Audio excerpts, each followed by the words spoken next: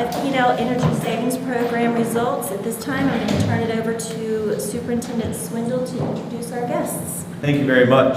Honorable board members, I would like to introduce you to the team from FP&L that has been involved with Hendry County Schools for a handful of years. And many of us were here when we went through the actual exercise of the cost savings and energy savings program. And at this point in time, Ms. Madonna Riken is going to come forward. Ms. Madonna Riken is a senior sales consultant with FP&L, a wealth of knowledge and very passionate about what she does. And she's going to share some data with us about where we are on the savings with the project and what it looks like going forward. Ms. Madonna, you're going to introduce your team, correct? Sure. Okay, perfect. Thank you, and we'll turn it over to you. Thank you, Superintendent Swindle. And thank you, honorary board members here, to have us tonight. We're so happy to be here.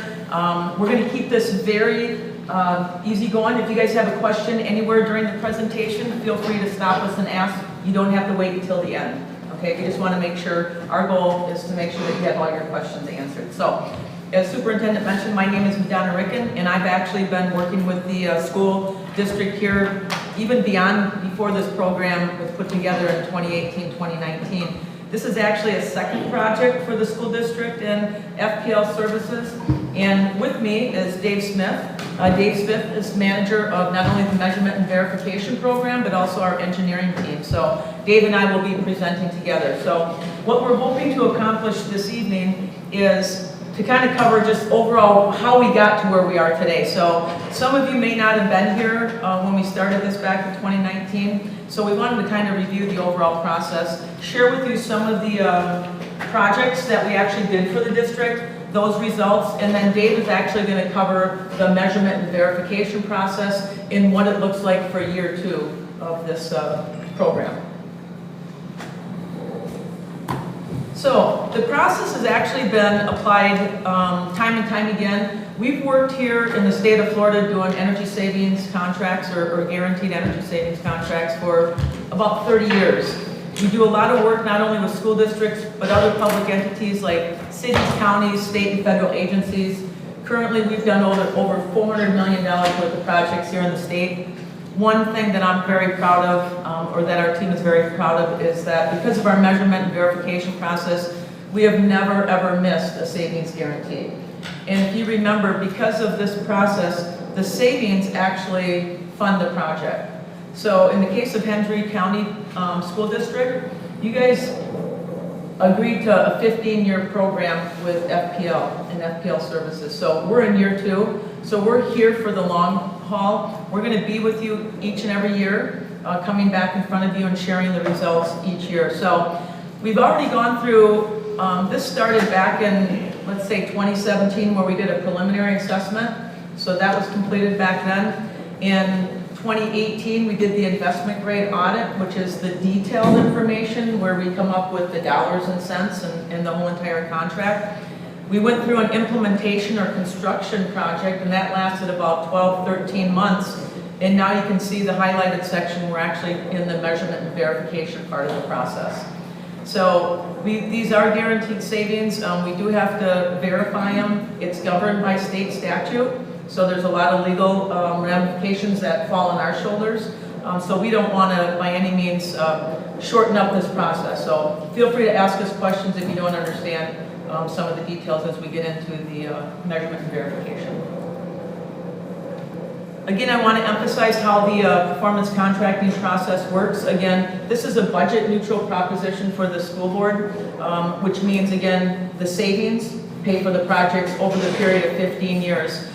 The idea behind it is you need to bundle a good solution to projects, because in the case of Hendry County Schools, you guys had some larger mission critical needs that you wanted to get done. So because we were able to go out there and uncover things like lighting, water savings, transformer savings, those short payback items actually were enough in savings to help fund more capital cost intensive projects like heating, ventilation, air conditioning type projects. So the bottom line is you guys have actually exceeded your savings in both years. So we're excited about that. I think you guys should be excited about that, because those savings go to your bottom line. It's not a shared savings program. The better you guys do on your end, the greater the savings can be. this is kind of small print, but we'll go over this in greater detail. I just wanted to let you, When you say on our end, what does that mean? like if you're really cognizant as far as like turning off lights when you leave a room, or you know, working with your students and your staff to get them excited about kind of being energy aware. The more you can do on your side from the behavior standpoint, the greater those savings could be, and all those excess savings come right back to the school district. All right, thank you. Yep. But the purpose of this slide is just really to tell you that we really looked at the district pretty comprehensively. I think the only buildings that we didn't touch were the LaBelle Elementary School at the time, and then the district offices, the red brick building. Those were the only two that we didn't touch. Otherwise, we did something in all the schools across the district.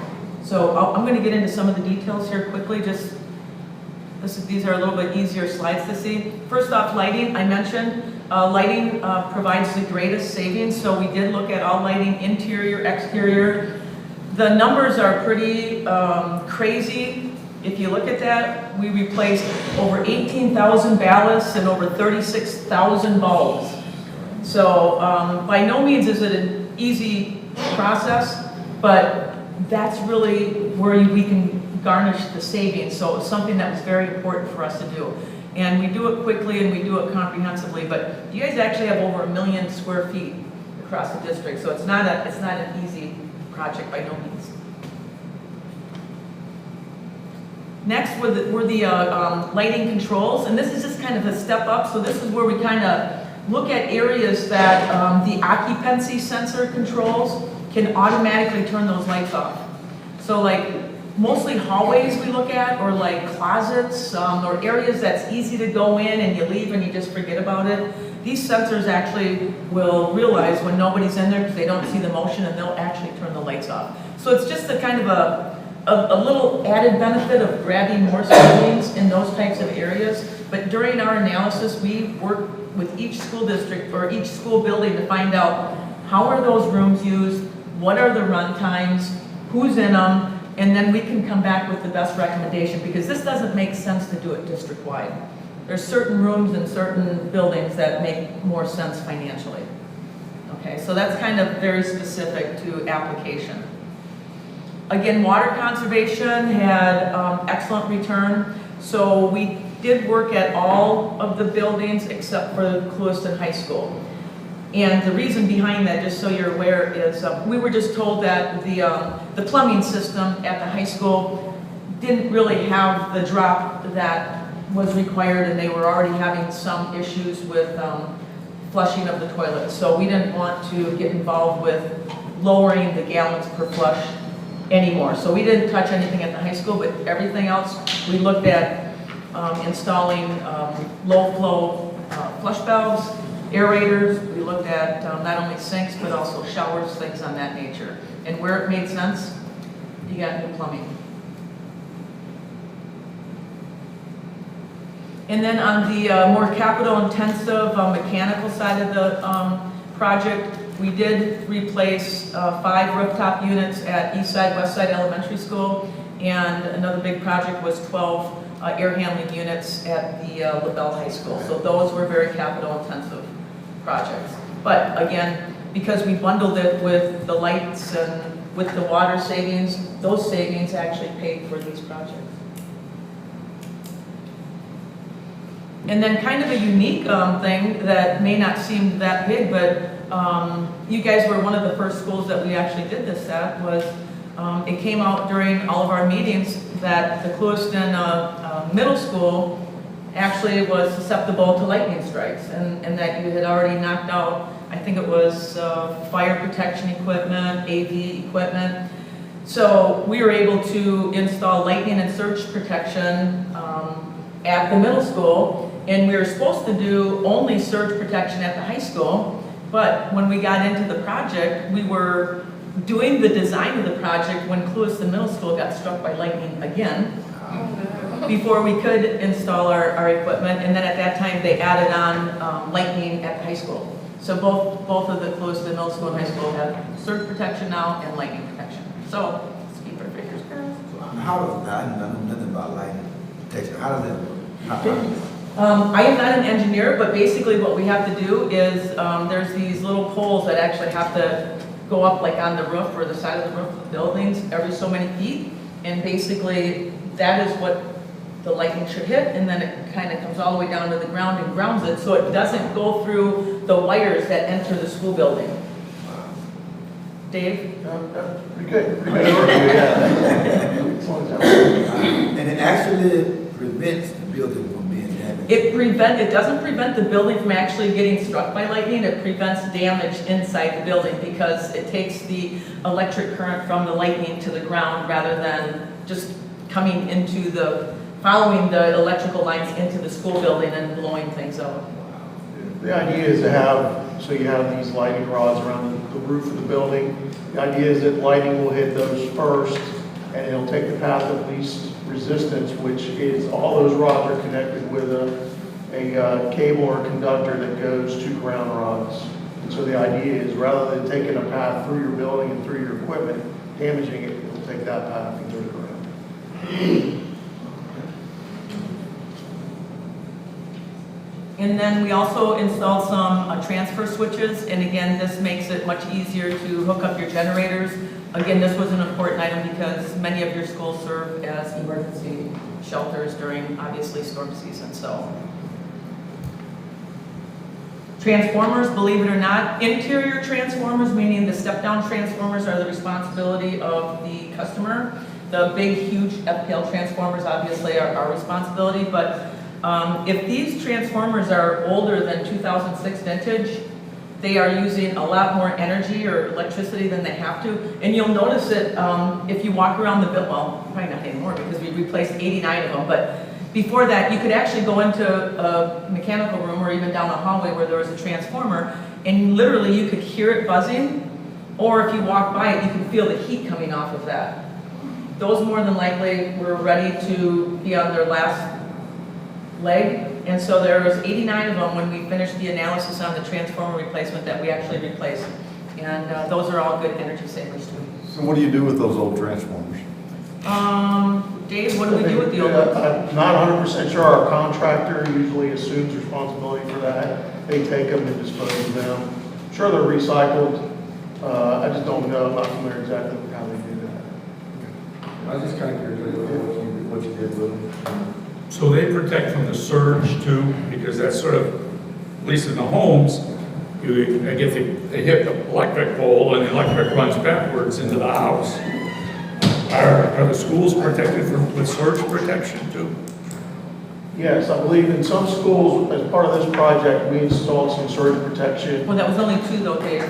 Okay, so 2 schools. Clueston Middle School and High School. Inclusive middle and high. Okay, so yeah, so those are also the 2 that got lightning protection. Yes, but So- I think, were you asking, do the transformers Yeah, protect you I- against surge?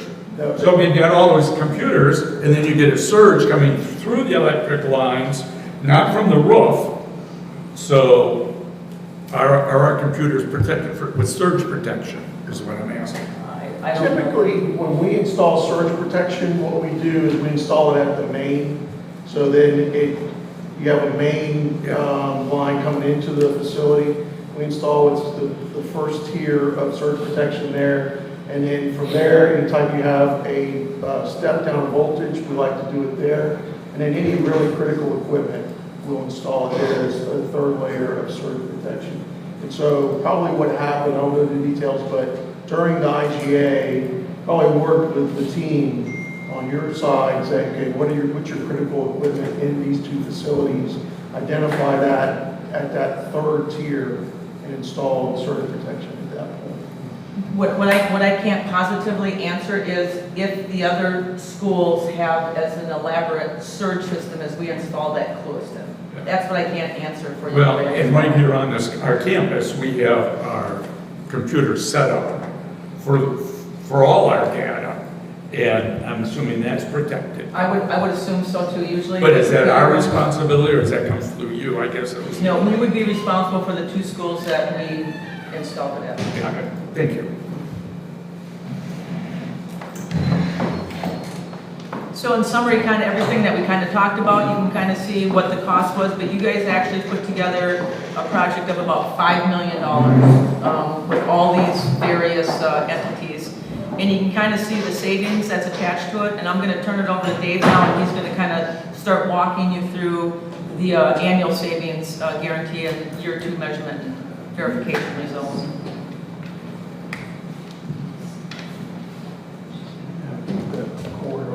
Yep.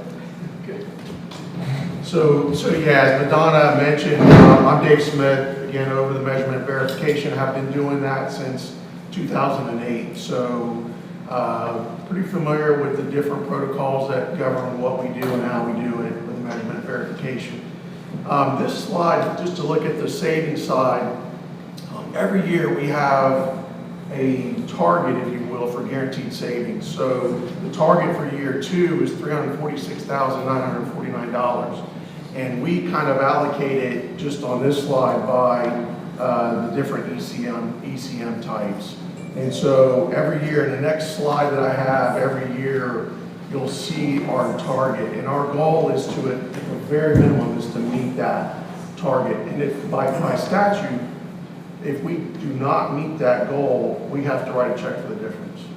So let me ask you a question then. With all of your upgrades, obviously, like the transformers, I'll use those as an example, all are outdated, right? So at what point do we know, or do you assume, this is a 15-year deal here, what point do these transformers you put in become outdated? And the new ones, a new one be required, and how do you assess the difference in what it should have saved and what the new versus the new one? How do you work off of that? So, very good question. The transformers are one of those devices that's pretty hardy. It has no moving parts, it's static. And so, what we did as part of this project is we went ahead and all these transformers are custom built with a high efficiency in mind. And so they have, there's data that actually shows very little drop off in efficiency over the life of the equipment, and it's designed that way. So the heat loss is minimized, and so we take a look at that, and when we're replacing them and allocating the savings, that's factored into the calculation. So, for instance, anything before 2007 is outdated and should be upgraded. And I think there's actually a new code. I don't know if anybody in our utility side can answer that, but there's actually a code change. Anything that's installed after 2007 has to meet new guidelines for efficiency. And so we just brought you up to the code with our project in those schools. So what do we anticipate these that we just put in to be outdated? I don't know the life right off, but I'm assuming 30 years is pretty standard for transformers. So I can get that information for you. We can funnel it back.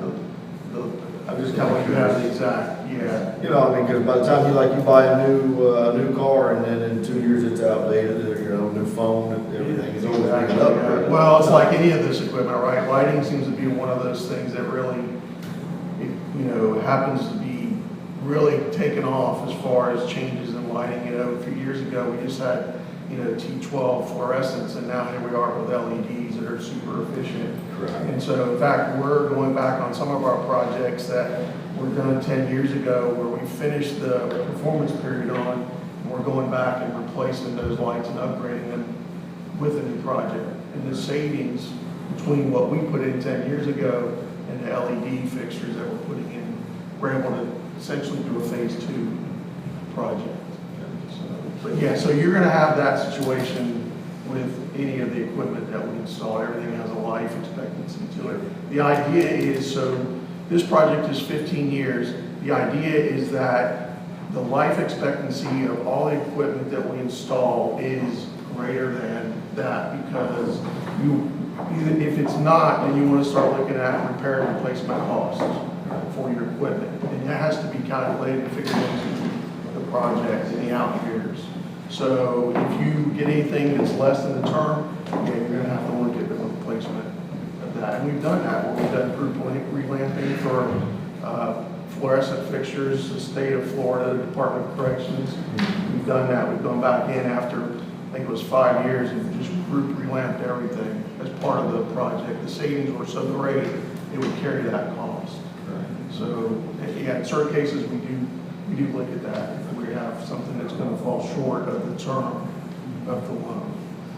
And then in that event, if something came up like that, that cost falls on FDNL, that cost falls on them. So if usually for everything that we've done, for this project, the life is greater than 15 years. So if there's anything that needs to be replaced or repaired as part of this project, it falls to the district to go ahead and replace and repair. And O&M, operation and maintenance, is still the responsibility of the district. We don't interfere with how you operate your schools and continue to, like Donna said, achieve savings by doing, the behavioral adjustments in your students and in your staff to kind of achieve additional savings above what we predict. So, Thank you. You mentioned, when you began talking that all I caught was some about contract and you write a check. correct. Right. So the statute that governs performance contracting in the state of Florida, every year you have to either exceed or meet your guaranteed savings number. So in the first 2 years for Hendry County Schools, we've exceeded them. So, and actually you've got excess savings as part of years 1 and 2. If for any reason we fall below that target, then we have to write the district a check for that difference.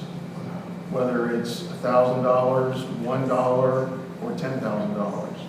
And so early on, Madonna had a slide up that kind of showed the process where we did preliminary audit and showed the phase of M&V, measurement verification. Actually, I'm a little biased. I think measurement verification starts in the preliminary audit because that's where we start working with your team and how are we going to measure all of this work that we're doing, how we're going to measure the equipment, what's the best. We have our way of doing it that seems to make sense. For instance, lighting and water, maybe you do that every year, measure that every year.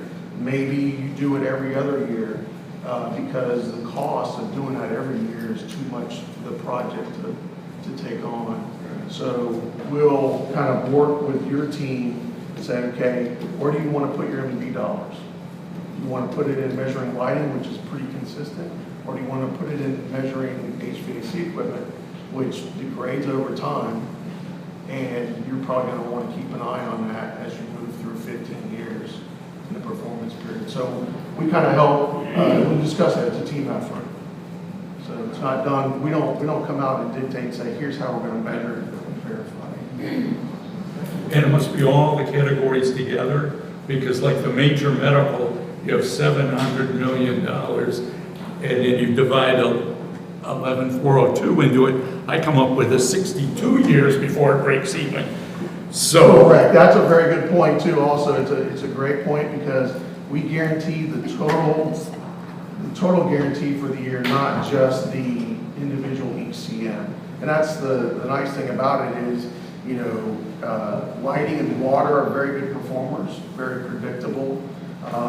Things like HVAC, you may have equipment that is bad, doesn't meet its efficiency, especially in the out years. 13, 14 years, it's not going to be what it was in year 1 and 2.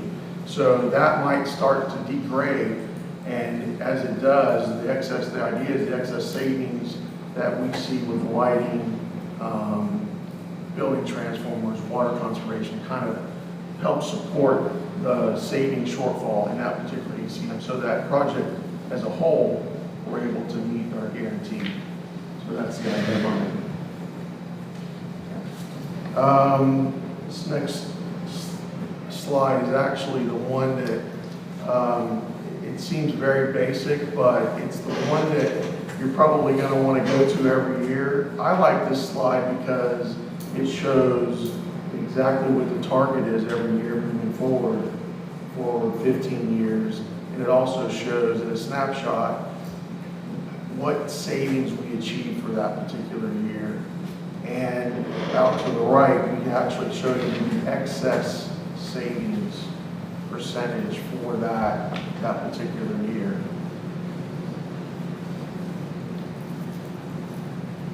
You'll notice that there's some construction period savings there too. And that the idea behind that is that when we're in construction, some of the ECMs that we're implementing or installing are done before final acceptance. They're done a lot quicker. Lighting and water are two of them.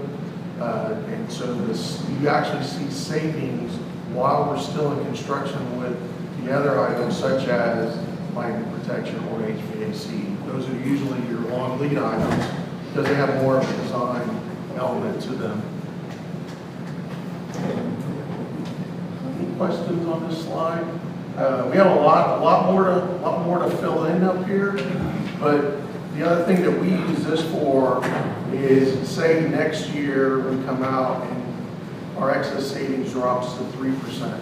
That's an alarm going off for us because the first 2 years we're very consistent with your savings, excess savings, as well as your savings. But if we come in and all of a sudden something drops and your excess savings is less, or if we drop a little guarantee, we want to know what's behind that. Is it lighting? Is it water? Is it HVAC? And we dig into it. So that's a good segue into the question that I have. We know that in the coming months that we're going to embark on a large rooftop AC refreshment program. As we do that, that's bound to show enormous amount of efficiency gains. Based on what your project has done, are we going to have a problem commingling the true savings for this project? So the way we have structured the measurement verification on this project is it's what they call retrofit isolation with a key parameter measurement. So what that means is for lighting, we actually only measure the lighting. So we'll go out and across the district, we'll take samples of different fixtures, go ahead and take wattage readings on them, and then extrapolate based on the sample size to the rest of the population. So if we're just looking at lighting only, that doesn't impact your HVAC replacement program that you're doing at the other schools, or even if it's at the school where we've done some lighting. And so likewise with water, we go out and only measure a sample of, the toilets or the faucets or the showers, if there's any out there, and we just measure the water at the fixtures that are included in our project. So likewise, I think east side, west side, we have 4 DX units that we did there. And I think the type of unit that we installed is a 4 Seasons, and it was based on staff recommendation. They're performing very well. But, when we did the IGA, investment grade audit up front, we identified how long those units are running, and we want to compare apples to apples. We're putting in more efficient equipment, so we're going to use those same run hours against our measurements on the back end so that we're comparing just those 4 units before and after the retrofit. We did 5 units? Okay. Thanks, Madonna. So then, just another look at the savings overall. And this is kind of broken out a little bit in more detail by lighting, occupancy sensors. You can kind of see there on the left. But that's our guaranteed target. Again, we're not looking at any individual ECM that we're trying to meet the savings on. It's that total at the bottom. Any questions on any? I've only covered 3 slides, but I know there's other information in the handout that we added. Plus, our annual report is going to look like this every year. And so this annual report has everything that we are measuring. You're going to see our readings in the back. You're going to see a copy of our guarantee in the back. Every ECM has the details in it. Probably not going to read it all, but if you want to and you have any questions, by all means, reach out to me or Madonna, and we'll be glad to help you out. And in that same vein, if there's anything that we can do to kind of slice and dice the savings any differently for you, that might help you understand or convey, to parents or students in a different way, just reach out to us. We'd like to do that for you. That book stays with us. Ms. Collins will have that. If any of you want to review it or take it and look through it, please let us know. We can supply it electronically too. Okay. That helps. I know we've had customers say, please don't give me the book anymore because I've got 15 of them on my shelf. And I need a shelf space. So, if you are going to keep the book, I would say keep the most recent one, because again, we have that sheet in there that has every year in there. So you can just open the most recent one and it'll tell you the history that you have for it. And then, so just the final slide, if you have any other general questions or if we can help you. I do have one question. I know that we put surge protectors in 2 schools.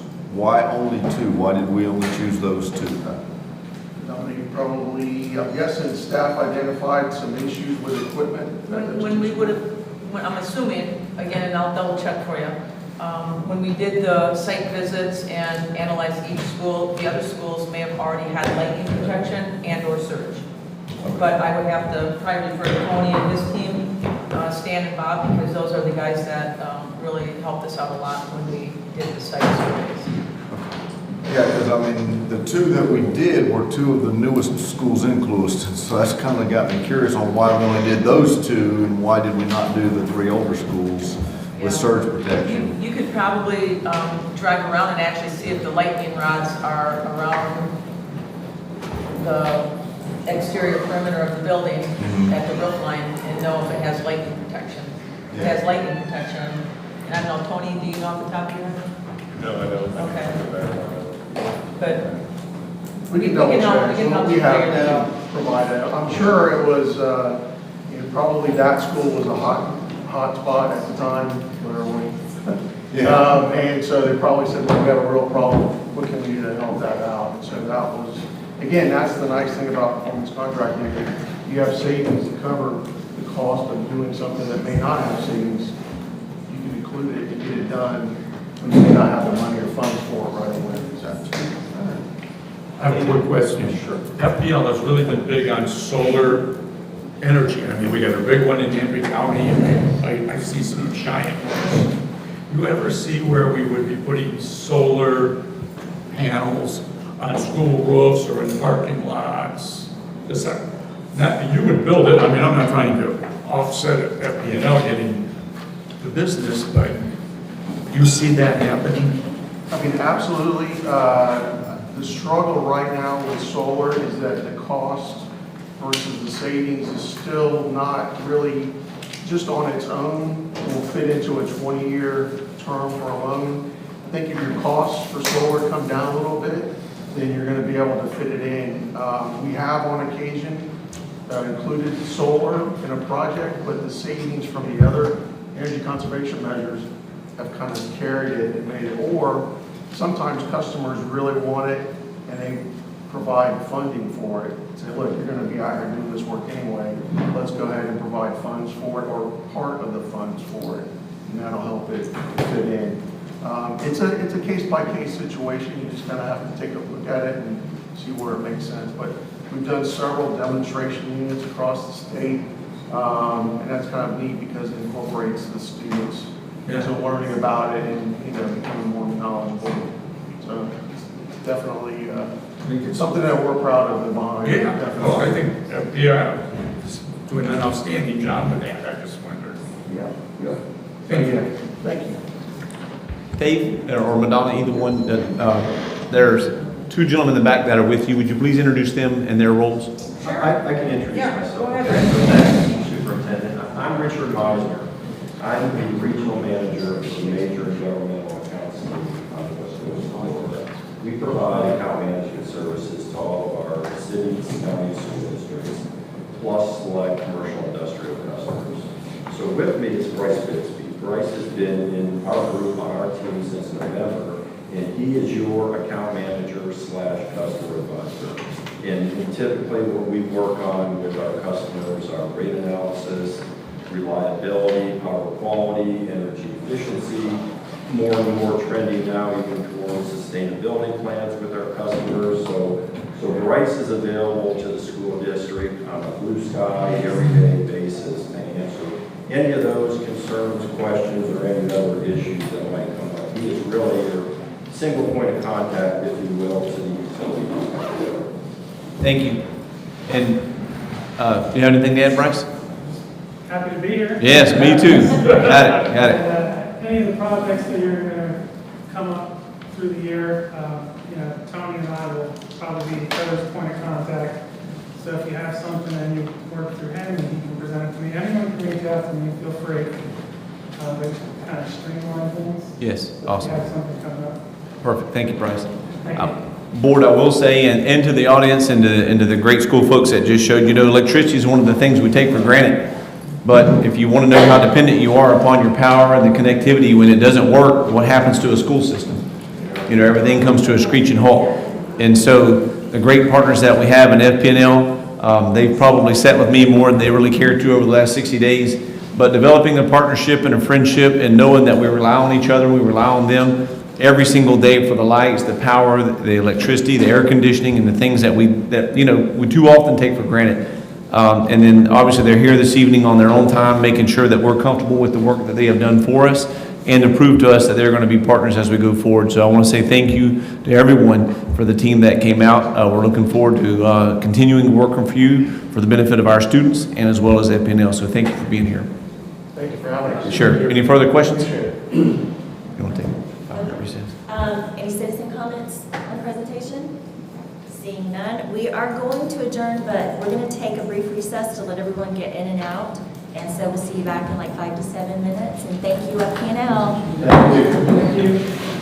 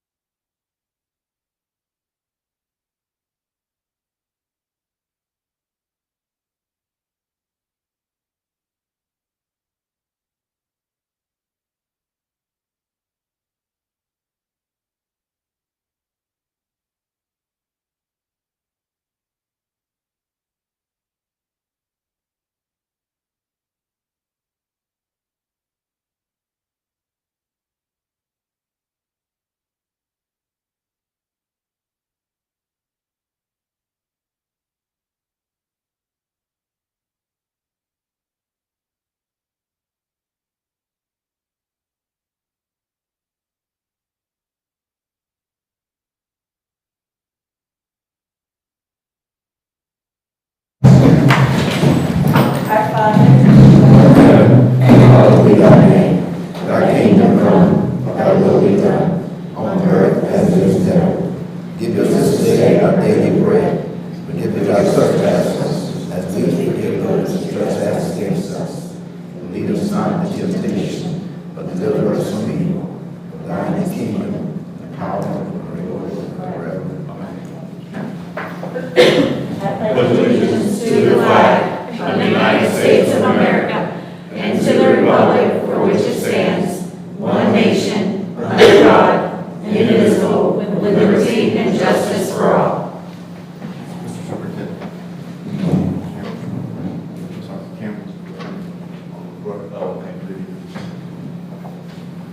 We're good.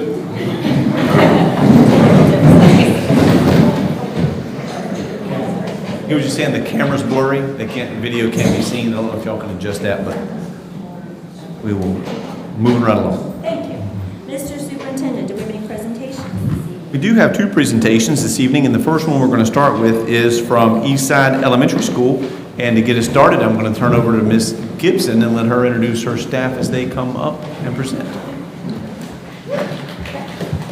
Hi, everyone. Thanks so much for having us tonight. This is Kristen Mann, our assistant principal, and I'm Denise Gibson, the principal at Eastside. Tonight, we want to share some highlights of things that are happening at Eastside with you really quickly.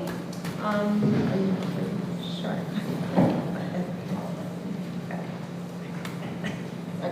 So tonight we want to share our continuous improvement plan summary. This year, our two main goals on our continuous improvement plan were to increase our ELA achievement to a proficiency of 50%, at least 50%, and to increase our learning gains in ELA to 60% for all students.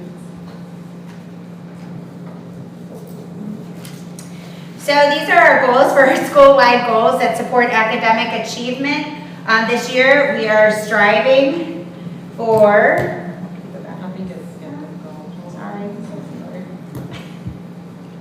there we go.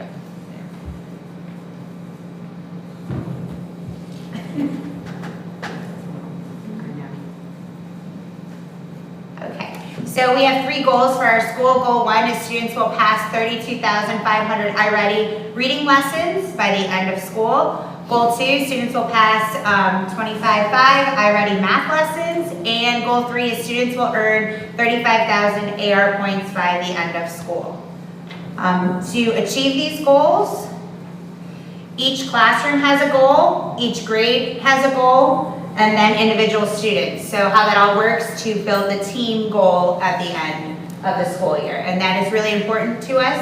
Each kid at school knows that if they do their part, which helps the classroom, which helps their grade, which helps the school. We really try to instill that in our students. And they monitor their own data weekly if they are meeting that goal and helping to support their classroom and their grade in the school. So far where we were this year with our iReady reading lessons, this is mid-year data. We had passed 16,500 iReady reading lessons, 11,000 iReady math lessons, and we had earned 21,150 AR points. So we were a little bit behind on iReady math, but we're making progress on that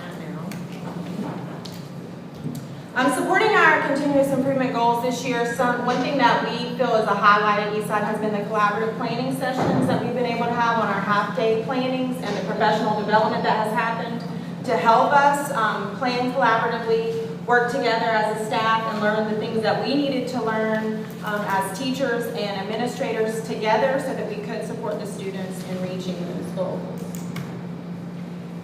So we're striving to improve literacy in support of the district's goal to improve literacy. Our own goal is to increase reading achievement. We've had several events and attempted to really push literacy and reading this year. We did one school, one book. This is our second year doing this. Every student, teacher, and staff member gets this book, and we read it all together within 2 weeks. There's a bunch of projects that they do. It's a really highlight of our school. This year we did Stella Diaz Has Something to Say. We also had dress-up days, crazy hair day, silly sock day, space shirt day, creating activities and conversation around books, literacy, and promoting reading activities, attempting to get families and students engaged. We also had house meet and read. The classes all met with their houses and shared read-alouds, read together, and even some quiet reading time. This year, we introduced, we brought back a vocabulary parade, which all students could participate if they wanted to. And they were encouraged to choose a vocabulary word, any word that they chose, and create an outfit or costume that represented their word.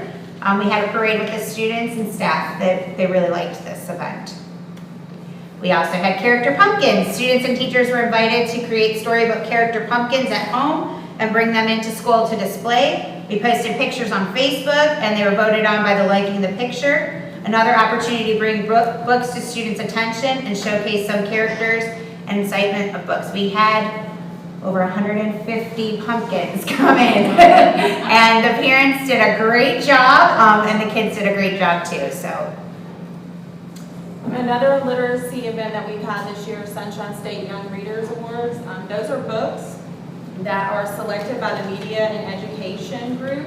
And Eastside students, if they read these books, they earn this little brag tag that goes on a necklace, and they think that's amazing. So we have them reading those books like crazy. I just have second graders on here because that's who I had pictures of, but all of our students in 2nd through 5th grade are really reading those books. We have at the end of the year, we have a party, and if they've earned like 4 of the brag tags, they get to come to an ice cream party or more.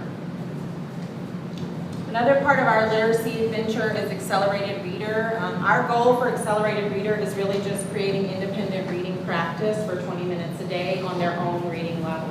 I mean, we know that students have to practice those reading skills in their learning if they're going to improve their reading.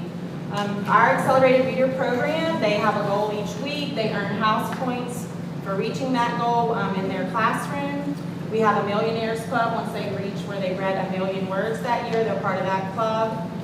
They get shout outs in the classroom and out on the announcements. We do a Facebook post every week showing goal grabbers and kids who earned the most points that week. So far, last week, words read year to date this year, we have read 64,313,258 words. And our students had passed 28,498 AR tests. Our checkouts right now, we're at about 44,000. Library books have been checked out this year. I think a lot of books. Say that again, please. About 44,000 Library books have checkouts been checked out this school year. this school year. So our library is very active. Our librarian runs a class in there, but we also have a clerk in there that's doing checkouts, and our library is open pretty much all day. They close for lunch and when they have kindergartners, and that's it. But we do that so that we can get books in kids' hands. Another one of our goals this year is creating and maintaining a positive school culture. One of the things that we have at Eastside is a house system. And a house system creates a family atmosphere with a positive climate and culture for students and staff. Builds relationships, character, academic success, and school spirit, and creates an environment where everyone belongs and uplifts each other. Our teachers are sorted into houses in a random manner at the beginning of the year. We have monthly house meetings. Our classes earn house points for meeting goals, house spirit, and principal challenges. And the winning house each quarter earns a field trip or a lunch party. We were doing field trips, but we've been doing them at the school lately. We just serve lunch there. We have 5 houses in our system. The other thing that our house system does is that we have taken, and I know you can't see this slide well, it's kind of blurry, but we've taken the events and the responsibilities of things that happen during the school year. For example, our readathon, our donut day, Black History Month, Student of the Month, all these activities, and we divide them up among the house colors so that everybody has 3 events, 2 celebrations, and 2 data-related items that they're responsible for, and those houses plan those events and kind of execute them with Miss Nan and I, come up with the ideas for those and share the responsibility of making those things happen at our school, because we can never do it all. And everyone's in a house system.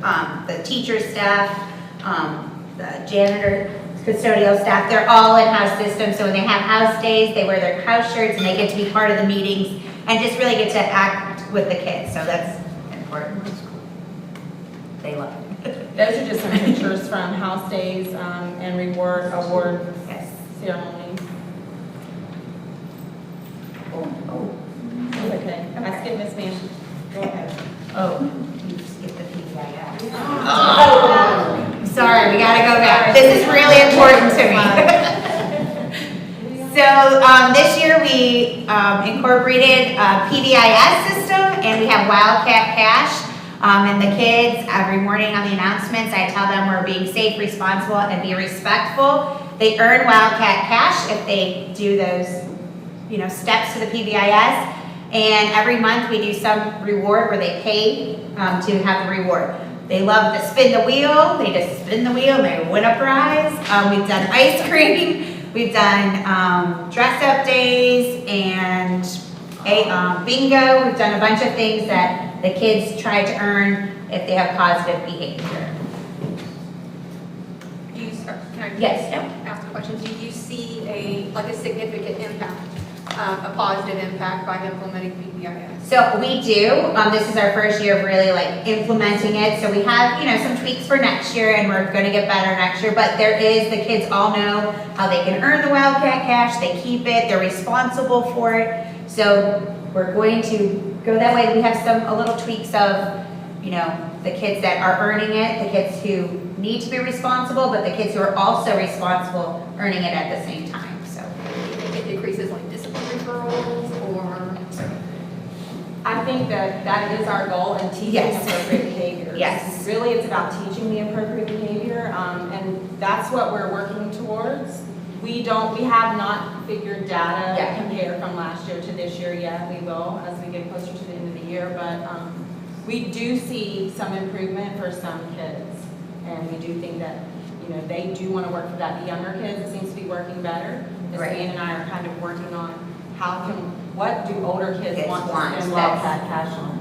Because it started out with them, their goal kind of is to have the cash. yes. So They want to don't collect buy the Wildcat things Cash. that we're offering, even if they want them, because it's like a competition of who can have the most cash. Right. So Yeah. then they have a lot of cash, but we need them to spend the cash. Right. So that's the thing. The little ones are like, oh, I need 2 more Wildcat Cash dollars to be in the ice cream party. I'm like, you can do it, and they try. The older ones are like, I have $150 saved up. I'm like, okay. Because it's for the water day. They know ahead of time the big things that they're going to have to spend it on, so they're saving it for water day, which is at the very end of the year. So there's just things like that. Financial literacy. Yes, right. So it is working sometimes. But we're trying yes. to learn the things that they would be willing to spend Yes. their money on. But for our first year of it and really implementing it, and we have the house system too, so trying to join those two things together is a challenge, but It's been a learning. yes, it's a learning experience. Eastside also has a National Elementary Honor Society. Our students in the National Elementary Honor Society have to have a cumulative grade point average. They're 4th and 5th graders of a 3.0 or above. They work on some service projects. This year they did a canned food drive, and they wrote letters to the military at Christmas time. They just do a bunch of service projects. This year it was kind of a little bit difficult to go because of COVID and things, but they try to get out into the community. They've done some clean up the campus events too, just cleaning up at our school, and they're working on a garden project at our school right now. We have a little garden in here, working on refurbishing and fixing it up. Some of those kids have safety patrol belts, but they're also in the National Yeah, Society. yeah. Safety patrol next. So safety patrol, these students have been leaders at Eastside, and they apply to be on the safety patrol. They have to maintain good behavior, meet their weekly academic goals to remain on the patrol. They participated in some projects this year, including being mentors to younger students at Eastside, monitoring hallways, helping in breakfast, assisting at parent drop-off. They were able to visit the Sugar Express beginning a harvest event this year. They also participated in Wreaths Across America, laying wreaths at the cemetery for fallen veterans. And next week, they're traveling to St. Augustine for their end of the year educational trip. So we had family engagement activities. This year so far, we've hosted a Hispanic Heritage Night. This is something new for Eastside that we hosted, with activities for students and parents to do in the evening, learning about Hispanic heritage and sharing time together. The kids really enjoyed this, as well as the staff, and we got some students from the high school to come and share their talents with us too. We also hosted a winter carnival. This event was just a fun event for parents to come in, spend time with the kids, and play games. This was actually Miss Rendoni, one of our teachers' ideas, and she led it up, and it was a huge success. The kids and the parents loved it. They had a great time. And then we just have a few other, not yet, sorry, that's right. Family night with literacy activities. So we hosted this during Literacy Week, and we just, each grade level created a booth, and parents came in to read with their kids, to learn some activities they could do at home. We helped them to sign up for some online reading materials that would come to them at home, and then they just did some fun events like making things and taking photos. And then some other family engagement activities that we've done this year are Christmas programs for pre-K and our K through 5, Eastside's Dad's Day, where dads drop their kids off, our open house, our Title I parent nights, where we have parents come in and participate in activities with their kids. And during our conference time, we also try to tie that together with some kind of family event. So while they're already there, then we have another event so they can get in and see the school also. And that's it. Do you have any questions? I want to come to house day. Yes, you can. You can be, we're the blue house, so we're the admin team is the blue house, so you can dress in blue if you like, or any color. We'll send you an Yes. invitation. I would really like to Yes. visit Did you want to that. introduce your teacher? Yes, we can. So these are some members of our leadership team. They're great leaders in our school. They're always here to support. So when they find out something's going on, they want to come. This is Miss Rendoni. She's a first grade teacher and leader. Miss Penna is a fifth grade teacher and leader. Miss Mitchell is our reading resource. And Miss Irie is our kindergarten leader. And some of my other leadership team members couldn't be here tonight. They have small kids. Thank you. Thank you. Thank you. Madam Chair, I'd like to brag on you guys. I sent an email, but I didn't forward it to you guys. Oh, But, okay. so I popped in on them on a half-day professional day, and I came in unannounced. The highlights were getting shaken down by the SRO, and he wanted to see I loved it. Like, yes, absolutely. Like, shake people down, make them show your badge. So I was excited about that. I left it in the car, so I had to produce it for him. I like it. And then I just want to say that I came in with very high expectations of what I was going to see in the professional development, and it was absolutely met and exceeded. And it was very structured, and I could see that the incredible value in the way that you guys were implementing it, and I'm just going to let everybody here know that the two blondes here on the end are very competitive with who can give the best answers. Yes, they are. It was serious. It was serious. Like I thought we might have to get some intervention in there. It was getting very, very competitive. But I could tell that. I could pick up the tone in the room. But it was these four ladies you see here at the front were all leading a group, and so I just want you guys to know that I bragged on you to the superintendent and the deputy superintendent, because I was very impressed with what I saw and how you were implementing. It's been a very valuable time for us and for our teachers. Yes. We've been very glad to have that. Anything else? I would like to say and point out to the board and to the folks who are unaware, at the beginning of school this year, to all the principals and APs, I issued a literacy challenge. Everything's important, right? But above all, if our babies can't read, then we're really doing a disservice to them. Did y'all see the common denominator of literacy and how this staff has really infused everything they do and kind of centered everything around the reading and the reading games that they're doing? 44,000 books checked out, plus everything else they're doing. That speaks volumes. And so I'm so very proud of Ms. Gibson and all the teachers and staff, and for everything you do. So thank you very much. I appreciate y'all. Great presentation. Thank you for being here. Yes.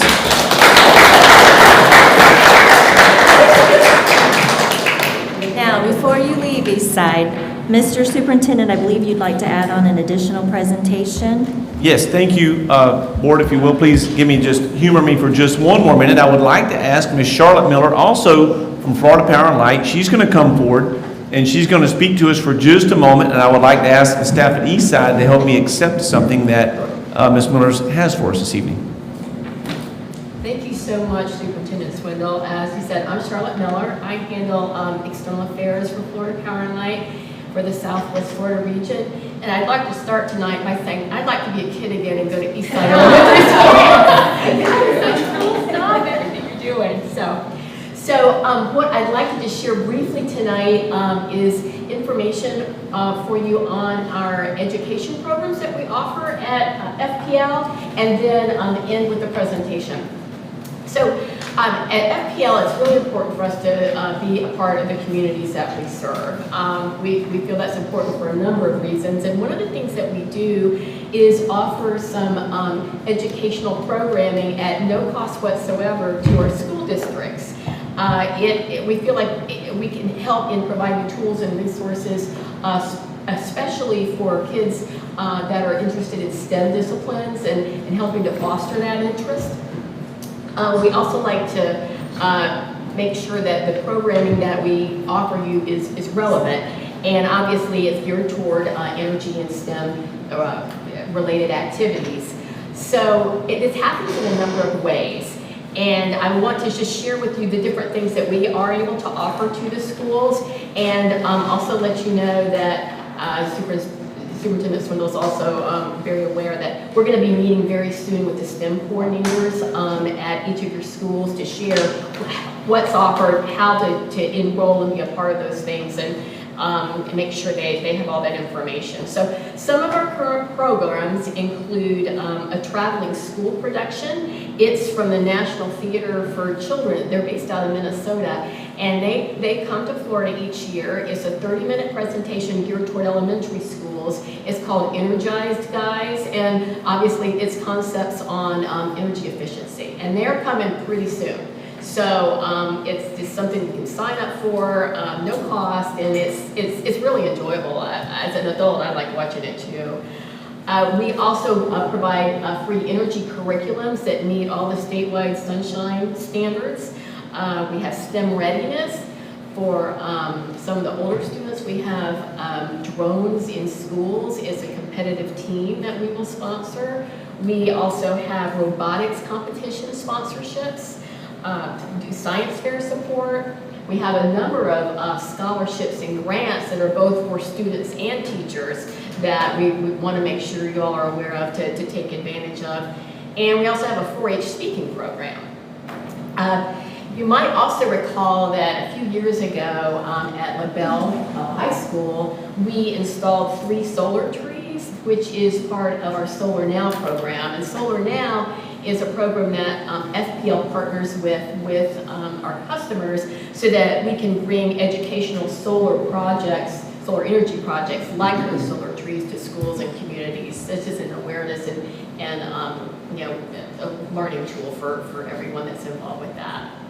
So those are our programs, and like I said, we'll be sharing more of the STEM coordinators, but now, this is the exciting part, through Next Era Energy's foundation, which is actually FPL's parent company, we are very excited to present to Hendry County Schools tonight a check in the amount of $20,000 for all STEM-related programs.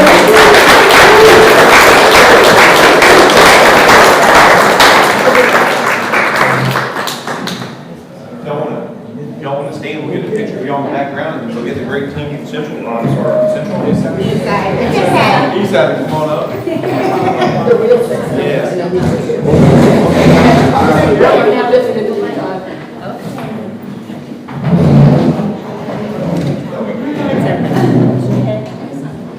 Can you see Reverend Brown back there? Oh. Get behind me.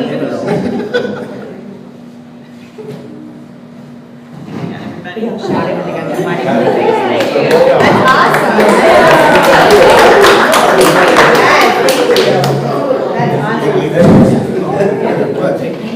Thank you so much. Appreciate you being here. Okay. Thank you. Welcome. Thank you so much.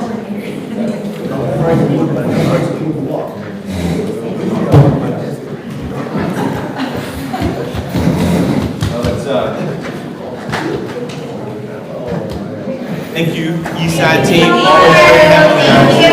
Come visit anytime. All right. I love your necklace, Mrs. Mann. Yes. Thank you. Thank you. Yes.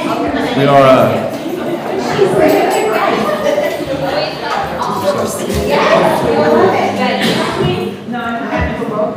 We are very appreciative to FPNL and all their support. Again, earlier, as I stated, the great partnership that they have forged with us, and we look forward to continued partnership in the days to come.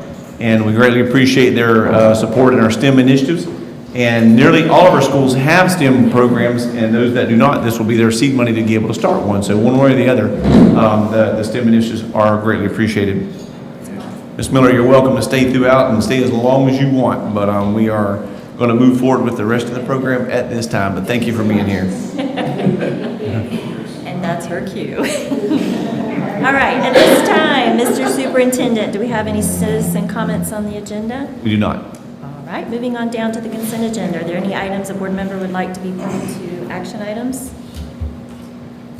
Okay, seeing nothing mentioned, Mr. Superintendent, do I have your recommendation on the consent agenda? I recommend approval of the consent agenda. All right, do I have a motion? So moved. Second. Great, any further discussion? All in favor? Aye. Any opposed? Motion carries, consent agenda approved.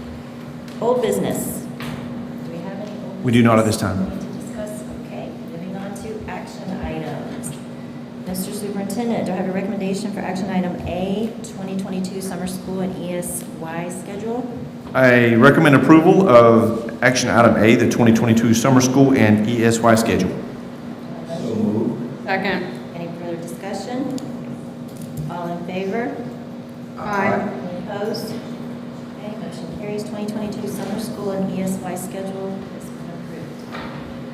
Mr. Superintendent, do I have your recommendation on action item B, FY22 budget amendment? Yes, I recommend approval of the FY22 budget amendment as presented. Do I have a motion? So moved. Second. Any further discussion? None? All in favor? Aye. Any opposed? Okay, motion carries. FY22 budget amendment passes unanimously. Mr. Superintendent, do I have your recommendation for action item C, 2022-23 board member calendar? Yes, I recommend your approval of the 2022-23 board member calendar. Have a motion? So moved. Second. Any further discussion? Seeing none, all in favor? Aye. Any opposed? Motion carries. Action item C, 2022-23 board member calendar approved.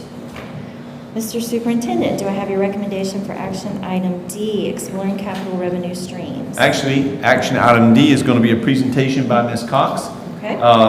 And so you have this presentation prepared for you already, and Ms. Cox is going to go through the presentation, and I'll let her take it from here. All right, good evening, everyone. I hope you've had some time to look over this presentation before now. It's fairly large and there's a lot of information presented in it. It's three-pronged. We're going to talk about our capital funding, enrollment trends, and our needs, and then as well as some of our options for additional local revenue. We'll look at that kind of where we've been, where we're at now, and potentially where we could go in the future. So a lot of times we hear, operational versus capital funds. Some people use them interchangeably, but in the realm of budget, they're two completely different funding sources. Our operational is commonly referred to as the general fund. It's used to fund our day-to-day operations, salaries, benefits, utilities. And the main revenue stream in this is the FEFP, the Florida Education Finance Program, that makes up 94% of the revenue budget of the general fund. Capital, on the other hand, is strictly what we use to build and maintain our district facilities. We can purchase equipment, buses, portables. It's really your capital, true capital asset type things. Salaries generally cannot be paid from capital. It is strictly for equipment and maintaining district facilities. In the general fund, we do spend about $1.5 to $2.5 million per year on capital. So that could be equipment, furniture, etc. So in our current capital revenue budget, we have our property tax, which is the 1.5 mil. We're collecting about $4.2 million is what is budgeted for fiscal year 22. We have tax redemptions. Those are taxes we receive in the current year that were for a prior year. That number is fairly low. We have our school safety grant. This is money we received from the state specifically for school safety. We have capital outlay and debt service. This is about $268,000. That money is pretty much strictly for paying off debt service, and that's what we're using this funding stream for currently. And then we have a very small amount of interest income, which makes up our $4.7 million capital budget for this year. This does not include our beginning fund balance amounts. That's revenue that rolled over from last year, and that was about $3.2 million. So when we look at our biggest revenue stream, the capital millage, if we take a look back on where we were, prior to 2009, the legislature allowed us to collect 2 mills. And so a mill, 2 mills is pretty much saying that for every $1,000 of taxable value, we were collecting $2 in revenue. So when we look at that historically, the legislature in 2008-2009 reduced the millage levy from 2 mills to 1.75 due to the economy going downhill. Then in 2009-2010, they reduced it to 1.5 mil, and we've been there ever since. So if we look at if we were still able to collect 2 mil compared to what we've been collecting since that reduction occurred, we actually have $13.6 million in unrealized revenue. That's if we were able to maintain that 2 mil levy, that's $13.6 million we would have collected. We also have our PICO. This is the Public Education Capital Outlay. This was funds appropriated by the state. It was primarily for maintenance, or you could use it for infrastructure needs. However, since fiscal year 20, all this revenue goes to charter schools now, so this was another hit to our capital funding that we no longer receive. When we look at our capital revenue by fiscal year, going back to fiscal year 05, you can see we were just over the $4 million mark then. Looking at 21, we're just back to those kind of 2005, pre-2005 levels. Fiscal year 06 through fiscal year 08 is inflated. We're getting some class size capital revenue. We also have a certificates of participation issue there, so that's why those years look kind of high. But you can see, just the extreme downward trend due to the economy, and now we're just getting back to those pre-recession levels. When we look at our capital revenue per unweighted FTE, this is actual revenue that we have received. So again, back to fiscal year 05, pre-recession, we were collecting about $535 in capital revenue per unweighted FTE. Again, it spiked in those next 3 years, but coming forward to fiscal year 21, we're just again getting back to those pre-recession levels when we look at funds per unweighted FTE. Any questions about that before I move on to enrollment and capacity? Okay. So looking at our last 5 years or 6 years, counting the current year, enrollment trends, we've kind of taken a little dip down to from fiscal year 16-17 to fiscal year 18-19, and then we've been on a slight incline. This year we had an increase of 37 students, and our preliminary enrollment projections are anticipating an increase of 61 students for next school year. When we look at the capacity, school capacity versus enrollment, the capacity is in blue, the enrollment is in the orange. When you look at this graph, you may think, oh wow, we have all this capacity, but what this picture is not showing is that our capacity is also made up of 142 portables. So we have a lot of portables serving as classrooms for our kids. When we look at Hendry County growth in 2021 alone, again, we saw that increase of 37 students as of February compared to the prior school year. We also have data from the county that they issued 626 single-family home permits last year, as well as 74 mobile home permits. When we look at potential future development, again, we have that preliminary enrollment projection of 61 kids from where we are right now in last month in February. The Florida Economic and Demographic Research Office also projects a 5% population increase for Hendry County from 2020 to 2025. And then in every subsequent 5-year projection, we have about an average increase of 3%. And then we have several planned unit developments, or some people say planned urban developments, on the City of LaBelle zoning map. So here's a copy of that map with all the areas in orange being the PUDs that have been approved. This was attached to the presentation or the agenda item as its own page because it was squished on here, so I wanted you to have a better visual of that. This is a list we also received from the county of all the PUDs and DSAPs they've approved. You can see what they have approved. Only one is still proposed, but ultimately we're looking at over 7,000 units between single-family, multifamily, and mobile home units. Our maintenance needs are just, constantly ongoing. We have fairly old schools, so the needs are constant. Roofs, HVAC, flooring, furniture, those are some really big areas that we spend money on. We do know we have an absolute need for a re-roof at LaBelle High School, and an estimate that was received last year was $6 million. School safety upgrades, with the tragedy that happened at Marjorie Stoneman Douglas, there's been a lot of focus on safety. And while the state does fund some of that, of course, it's never enough to get us to where we want to be. We'd also like to reduce the number of portables or reduce them altogether that are serving as classrooms. Again, we have 142 portables at all of our schools.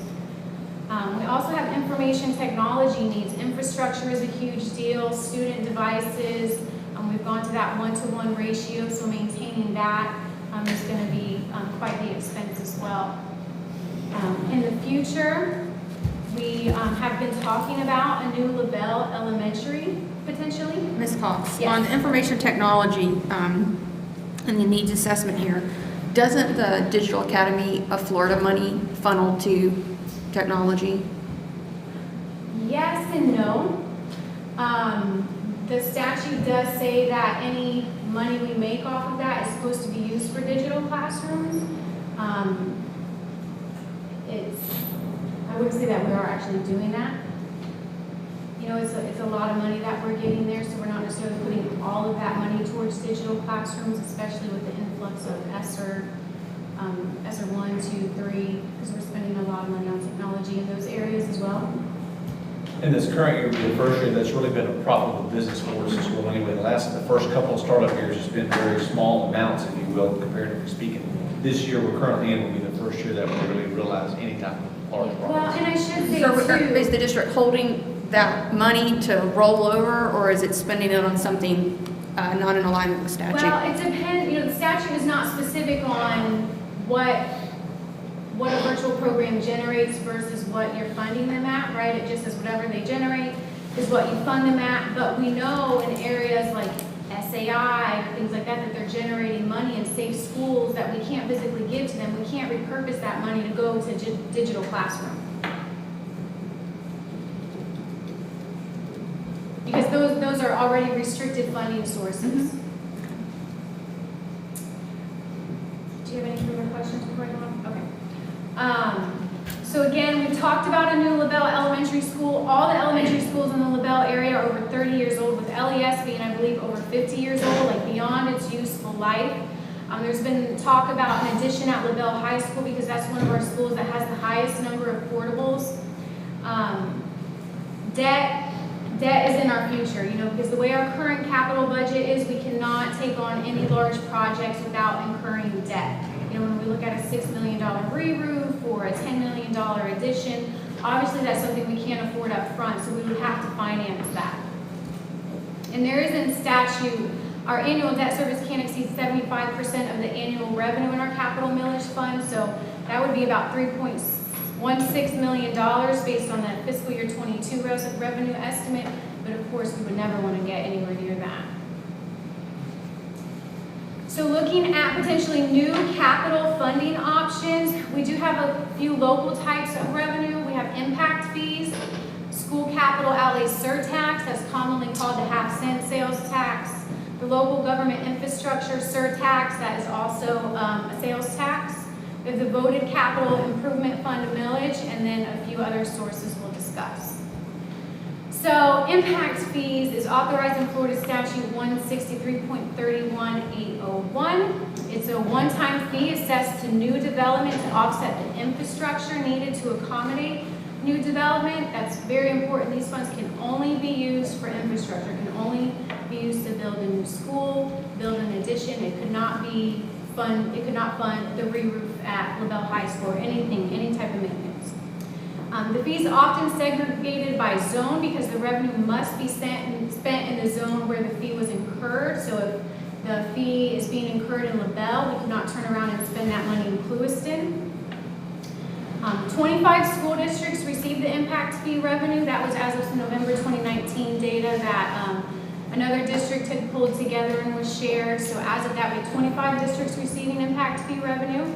The district did have this revenue back in 2005 through 2009, which generated about $1.5 million in that time span. Subsequently, it was suspended due to the recession. Based on the permit data in the previous slide, the 626 single-family homes and 74 mobile homes, that would have generated $3.4 million in revenue for the district, assuming we were collecting it at those old impact fee rates. And I've shown those to you at the bottom of this slide. An important note here too is that this revenue is dependent on the economy. So again, if like in 2008, 2009 it crashed, you know, we would lose this revenue stream.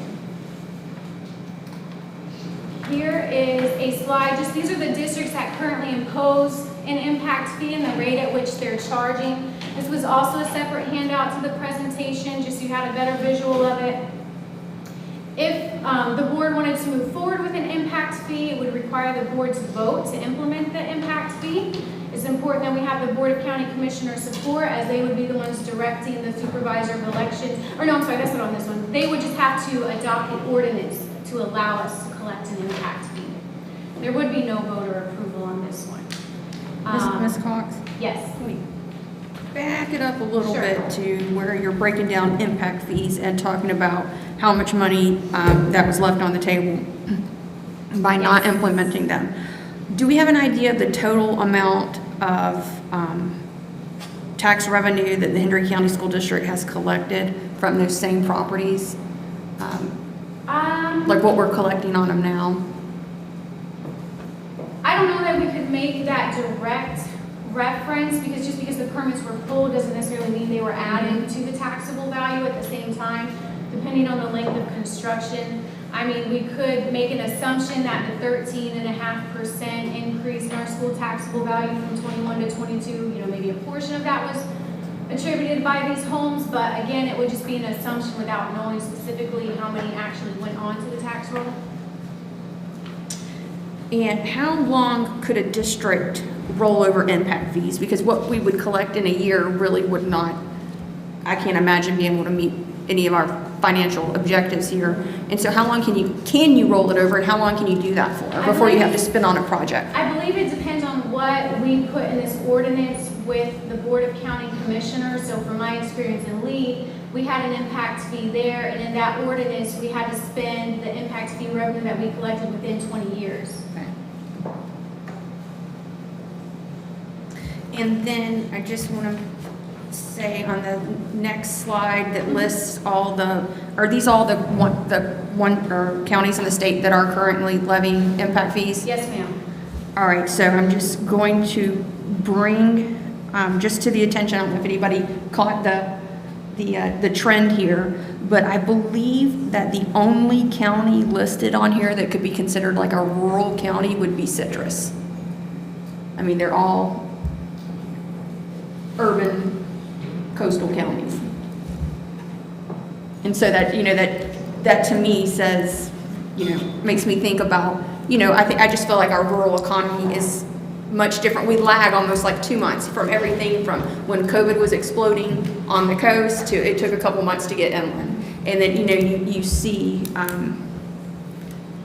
you know, I just feel like, is there an economic reason why more school districts have not, rural school districts haven't gone after these impact fees? Could it possibly prevent growth in rural counties that are struggling to grow? Carry on. Okay. So again, really the Board of County Commissioner would have to adopt this ordinance to impose impact fees. We would have to advertise it at least 90 days to the public before the ordinance went into effect.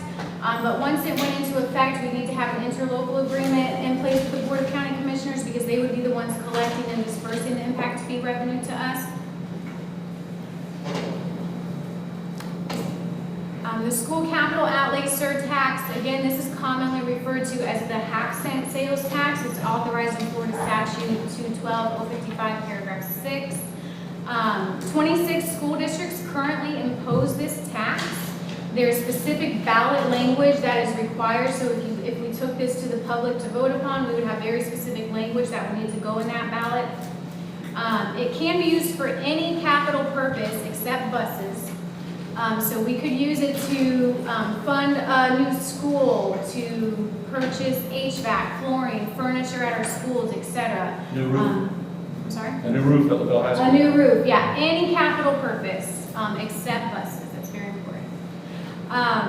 The Florida Economic and Demographic Research 2022 unrealized revenue estimate for Hendry County School District is $2.576 million. The Board of County Commissioner currently collects a half-cent sales tax, and their revenue as of, I believe it was as of January 2022 collections, they had 1.1 million. In fiscal year 21, they collected 1.75 million. So these funds are distributed by the Department of Revenue monthly, and there is a two-month lag between the collection and when the district would receive the funds. A resolution can determine the length of this revenue, so it could be 10, 20, 30-year long revenue stream. If the board chose to explore this option, you would need to adopt a resolution to levy the half-cent sales tax. The Board of County Commissioner would direct the Supervisor of Elections to place that resolution on the ballot. We'd have to send a copy of the final resolution to OPAGA, the Office of Program Policy Analysis and Government Accountability, because they would perform a performance audit that is required, and then the general election would determine the outcome. I have a question on that. What all can be taxed under the school capital outlay surtax? It's pretty much Across the board? anything, yes. I believe there is a cap though on any item that the cost is over $5,000, we're only able to tax that first $5,000. So if somebody goes out and buys a $30,000 vehicle, we're only collecting tax on that first $5,000. And is this something kind of like the impact fees that stay within a zone? No. Or you can collect it countywide and spend it on one side or the other? Yes, I was going to mention that in a later slide, but that is a very good point. This revenue could be shared. You know, it doesn't matter where it's generated, who gets it. We could spend it anywhere we needed to, you know, based on our school needs. Sure. Okay. The local government infrastructure tax, authorized by Florida Statute 212055, paragraph 2. This is very similar to the school capital outlay surtax. The only difference with this is that it allows the local governments within a county to adopt a 1-cent sales tax. And we then enter into an interlocal agreement to determine how we'd split that revenue. Again, the Board of County Commissioner would place this on the ballot. We would also be required to go through an OPAGA audit should we go down this road. And again, the funds are distributed by the Department of Revenue with that 2-month lag. We also have the voted capital improvement fund millage. This is authorized in statute as well. And I've referenced these statutes for you just in case, you know, you get bored and you want to read it one night. I'm really nerdy like that. I'm always reading the statutes. So, if approved by voters, the district could levy up to $1 million for capital projects for up to 2 years. So this would be a very limited, very small revenue stream should we decide to explore this option. This is another one that could be used for any capital purpose. It's not really restricted to just infrastructure. It's not restricted to just a certain part of the county. No known districts utilize this revenue stream. However, this same statute also allows districts to levy the operational millage, which we know a lot of districts are doing that. Again, the board would have to adopt a resolution, and the Board of County Commissioners would direct the Supervisor of Elections to put this on the ballot. Some other revenue sources, I listed this as other because they're not necessarily direct revenue streams to the districts. We have tax and revenue anticipation notes. These are really short term. Usually you get the revenue in 1 year, you repay it in 1 year. General obligation bonds, these are more long term. It would allow us to levy a millage to finance capital transaction, so basically, we would be taking on debt that our community would be paying for through taxes. This would require Florida Department of Education approval as well. Certificates of participation, commonly called COPS. This is debt we incur for a specific project or for a specific list of projects. Again, this would just be a financing revenue stream. We have talked about the special facilities construction funding. This requires DOE to determine there's a critical capital need. It is used for a very specific project, and there is a participation requirement. It requires up to $1 million be repaid over 3 to 5 years. So based on our fiscal year 22 capital millage budget, that could be up to $2.8 million per year until we've met that participation requirement. So some takeaways that I hope you get from this presentation is every funding source comes with its own nuance. You know, I've kind of just given you high-level information to hopefully give you enough education to have a conversation about this, possibly make a good decision for our district. Some extremely important things to recognize is just the realities of each of these fundings. They all require Board of County Commissioner support because we either would need them to adopt an ordinance or direct the supervisor of elections to place something on a ballot for potential voter approval. We've also got to consider the ability to pass something with the voters. And then would the revenue stream meet the district's needs? You know, when we think about our needs, what would be the most viable option for us? And what would be the most sustainable option? We don't want to get into something that will go away and now we're obligated to debt that we don't have the money to pay for. If any revenue stream is explored, there are costs to the general fund. You know, when we think about impact fees, there's a study that you have to go through. That would be a cost to the general fund. When we look at some of the other options and public notices that are required, because that's also required with any type of sales tax, you know, the cost of advertising. There is the potential to relieve the general fund from capital expenditures with some of the funding sources. You know, we do spend $1.5 to $2.5 million per year in capital from the general fund. So if we had another revenue stream to shift some of that to, it would alleviate the general fund in some manner, if we chose to do that. And then the ultimate takeaway that I hope you all have is that we cannot take on any large project without incurring debt. We currently have about $500,000 in debt right now that we repay through the capital millage fund. So if we went down the road of, you know, a re-roof, an addition, needing a new school, all that's going to come back with some kind of payback requirement out of our capital millage fund. Are there any questions or comments? I have some. If we go back to the county PUDs form, last week in the paper, I didn't see where this was included. PUD for another 1,249 houses. Was that included in your presentation? Yes, it was on the City of LaBelle zoning map. It was one of the orange areas blocked off. And then south going west on 80, there's a piece of property called Land and River LLC. It's a huge piece of property that was looked at by Bonita Bay Builders. They did a PUD on it. They have put it on hold. It's for over 1,000 houses and other infrastructure. It's a big piece of property. Then directly across the river from that piece of property, from 78 to the river, is huge pieces of property owned by U.S. Homes Corporations. They will have multiple tracts of land. Now, the only thing they're going to do with that land is build houses. That's all property that we could be assessing through an impact fee. And then south on 29, I talked to our superintendent about that, just about to 82, but not quite. There's a large piece of property called Shared Heritage that they're looking, it isn't made the list yet, but it's still there.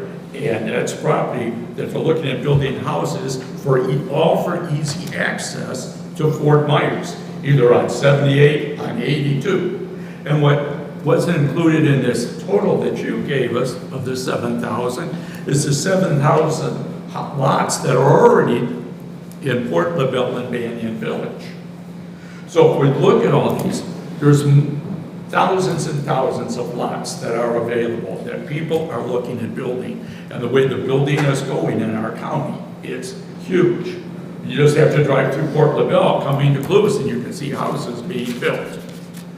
The other part is, so we're going to add sales tax to our community. Yeah, that's another option. And what happens is, so I looked up Hendry County, and it was compared to other counties in the states. You know, one of the poorest capital counties is Hendry County. It has one of the lowest incomes in the state. Our community is rich in people, hardworking people, but they don't make a lot of money. So we did that. And then I talked to Ms. Pittman, our property appraiser, and I said, how is this going to impact looking at this? She said, well, every year right now, if people own their houses in Hendry County, they have a 3%, they can expect a 3% increase in their property taxes. That goes to taxes. Whatever it is, it's going up by 3%. And she said, that's going to go on for so many years, you can't imagine, because our property values are really escalating very fast. But because the state mandated that 3% cap, it's 3% extra money that's going to the schools. The only issue is our people in our community that are renters. That property can be increased by 10% a year. So what happens is we're impacting some of our poorest communities. You say, who's impacted by half a cent? That doesn't make any difference. I think it really makes a difference. Then we look at inflation. The country says, or the federal government says, it's going to be between 6 and 8% inflation this year. And then I shop in LaBelle and I go to the dollar store, and everything's from $1 to $1.25. That's a 25% increase for a lot of the people that are shopping in our town. So what I do is I try to look at the people and what do I think is best? What's best for our students? What's best for our community that I represent? I talked to people, I knew this was coming. So I talked to my constituents on my street, so forth, an old principal and stuff like that. I don't see that anybody wants to raise their taxes. That's one of the two options that you have. Everybody says, you know what? You know what's impacting our schools and our growth is the new people that are coming in. Why don't we have them pay for some of the impact? Our community's already built the schools. Our schools are about done. We have less than $250,000 left in our loans, right? Isn't that what you said? What was our loan debt? Our loan debt is how much? $500,000. $500,000. So we're down to $500,000. With all these houses being built at $2,500, I think we could make millions and millions and millions of dollars and help that. Maybe we do both, but this community is going to explode with houses. And you're right, most of it happens to be on the west side because that's access to Lee County, to Collier County. That's where people are going to be working, but they're building houses here. And I think the impact fee would be a benefit to our schools. I do want to add a couple of things. I'm not disagreeing with you, Mr. Samerdijk. You know, impact fee revenue would be extremely beneficial for our district. From a finance perspective, you know, we wouldn't want to get 5 years into an impact fee. It's generated $15 million. Here we're obligated to a $60 million new school, and then what? Now, I'm not promising that a sales tax is going to remedy that solution either. That's why, you know, we just need to look at what would be the most viable and sustainable option. But in regards to the property tax values, even though they increase, the RLE, the required local effort millage, which is the primary millage that we're collecting in the general fund, that goes towards funding the FEFP. So what happens when that goes up, the state's just reducing the amount of money they give us out of the FEFP.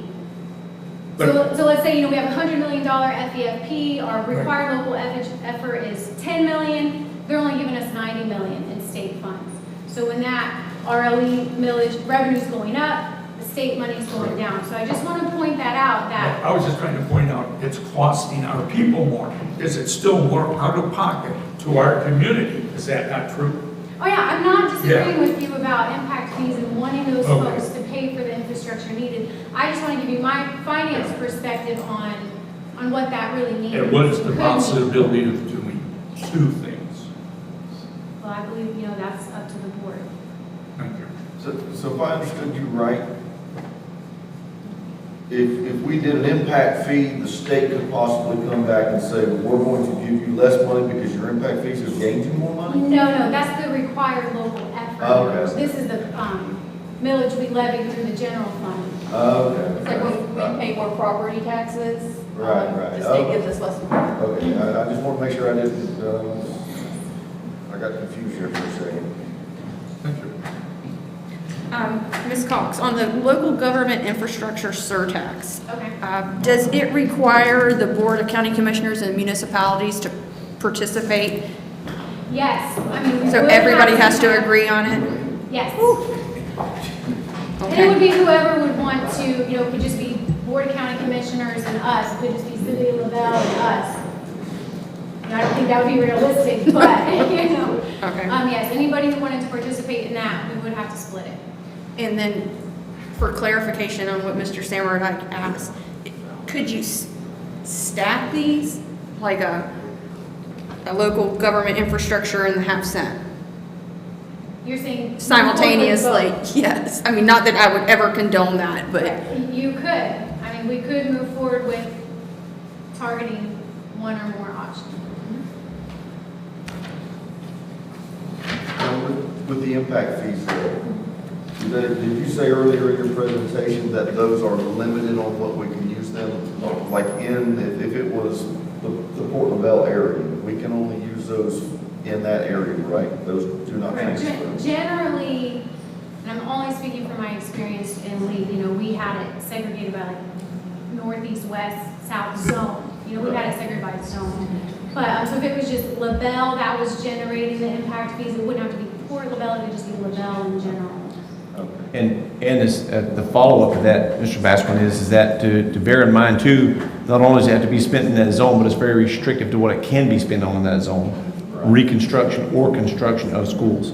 And so that was one of the drawbacks in my mind for the impact fees because of the very high limitations on what we're able to do with those funds. And with the availability for the construction piece of it, we would never get enough in impact fees to build a said new school. We would have to rely on the Special Facilities Use Fund because you're not talking under, the $40 to $50 million mark to even start on a small elementary school. So you can see what it would take to make that happen there. So that makes it very, very undesirable in my mind because of the very restrictive area and what you can spend it on. Right. So that's on construction. Like, so if we wanted to bring in some new portables, that would be. I don't know. I don't know that a portable is considered a construction. Oh, really? Right. Exactly. Wow. Yes. So that was the problem with the impact fee piece of it. Very viable option, but we just need to really vet what really our goals are with raised revenues. Is there a list of items that we could obtain to get that, so we know we're making a very informed decision, because things like that, I would have thought that's going to be a new structure on our property, but Yes. if it doesn't qualify, that might change the whole game for me. Yeah, that's right. So impact fees So- can typically be the land to build a school on, the school itself, an addition. That's pretty much it. Well, see, I would consider a portable an addition. That's why I'm saying, I think we need a very specific detailed list if we can get it. Could our attorney give us that? A list of. If it's a legal issue, would we be better off leaning to our attorney for a? You're talking about a list of what it can and can't be spent More on? qualified, Okay. yes, sir, Yeah, got it. to spend that money on, Sure. absolutely. Because if it's gonna grow, so we have two pots of money, we still gotta build new buildings, and we have the half-cent tax. We could be in a beautiful position. It doesn't, with that half-cent tax, how long is it gonna take us to build a school? Well, it's typically, any district, no matter if you're Yeah. Miami-Dade or Hendry, you're gonna be pretty much taking out a cost. with That's right. Participation, you're gonna finance the transaction over 10, 20 years, so. Exactly, so we got that, and we do that tax, and we have the infrastructure money for as long as they're building houses, how does that hurt us not to have both? I mean, I think it's some low-hanging fruit, and we really ought to take a look at that before we just say, no, we're not gonna do that. There's thousands of houses. There's no land cheaper than Hendry County to build houses in southern Florida. People are coming. Can we take advantage of that along with, I mean, our schools could be looking pretty. It's something to consider. So if you will, I'll give you my summation and kind of in the direction on where I would recommend that we go. And the facts is we are in a growth mode ourselves. And so we were facing, number one, how are we going to grow our district? And with an aging footprint of schools, it is very obviously clear. Mr. Busson, I think I may have mentioned before, the state team came down and did their walkthroughs for the 5-year facilities use, and they were at LaBelle Elementary School about 9 minutes before they walked back out and said, this school, you need a new elementary school. We really don't need to go any further. And so we know that we have to accommodate that. They were at Upton Grove about 15 minutes before they called and said, yeah, the same thing here. Although you have some new structure here, the overall piece of this school has outlived its useful life. And so we know that we have to accommodate a new school. As we do that, we know that we have growth as well. We cannot do those, as Ms. Cox stated several times, we can't do that without funding revenues. I think that I mentioned before to this board that the FEFP and the budgetary items that we have today maintain the schools and the education programs that we have. Does not accommodate the growth and the building of new schools. As a matter of fact, it doesn't accommodate a roof, very much needed roof at LaBelle High School. So the facts are very simple. We are at a point in time where we are at a crossroads to where, as a board, we're going to have to decide how we're going to move forward with generating revenue stream that's going to accommodate the construction and maintenance of our schools and education programs that we have it. As you look across the list of the ones that Ms. Cox has put together, again, they do all come with very specific nuances, positives and negatives about how they operate. As we, and as superintendent, I do believe that we as a board should focus on impact fees and the school capital outlay surtax. And as a board, we collectively, or you collectively, need to decide which direction you want to go, whether it be one or the other or both that you want to pursue. I will tell you that the county commission is also looking at increased revenue streams. One of the things they're focusing on is impact fees. That may or may not play into your decision. How would that look? Do you both impose an impact fee? Is there a set impact fee imposed and then we split it with them? We don't know what that looks like yet. They are looking at the possibility of moving forward to go ahead and get the study done. They reached out to me and asked me, would we like to participate in that study? But since it does have such a profound impact, especially if you want to look at what that revenue would be, what the split would be, and what actual monies you would realize. Again, because if they're doing it, it's probably not going to be specifically what we're looking at here, because now you possibly may be splitting that opportunity with another agency. I do believe that the half-cent sales tax or the school capital outlay surtax is a very viable option.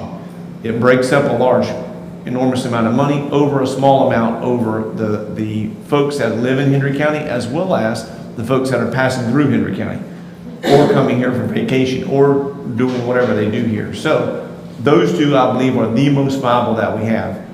What really bothers me, I think I've said it before, about impact fees is the very restrictive use of it. One of the beauties of the surtax, half-cent sales tax, is the very flexible way that we can spend it and what we can spend it on.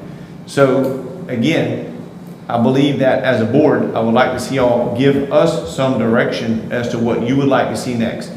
The problem that we are under is we have to have some direction and start the forward momentum in either way you go, or if you want us to explore and bring both back for you to make a final informed decision, we can do that. But there are markers that we have to check. There are ordinances that have to be passed. There are studies that have to be done.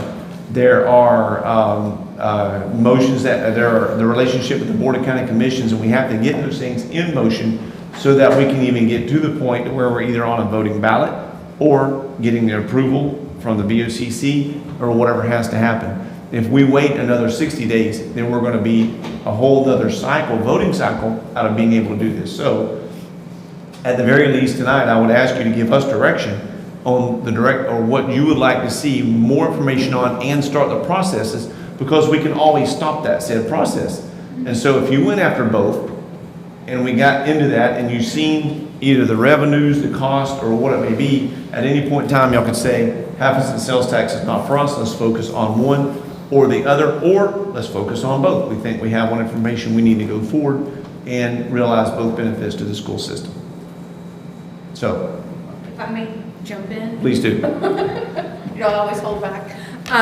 So if my feedback on that would be, like right now, I kind of feel like we're getting inundated with all these revenue generating sources, but we haven't officially stated what we are considering taxing and impact fee people for. And I feel like we need to, the needs assessment comes to us, or you bring it back to us and say, these are the projects that we would want to fund, and whether it's the roof at LHS, and this is what we feel is the best fit. This is what we're estimating.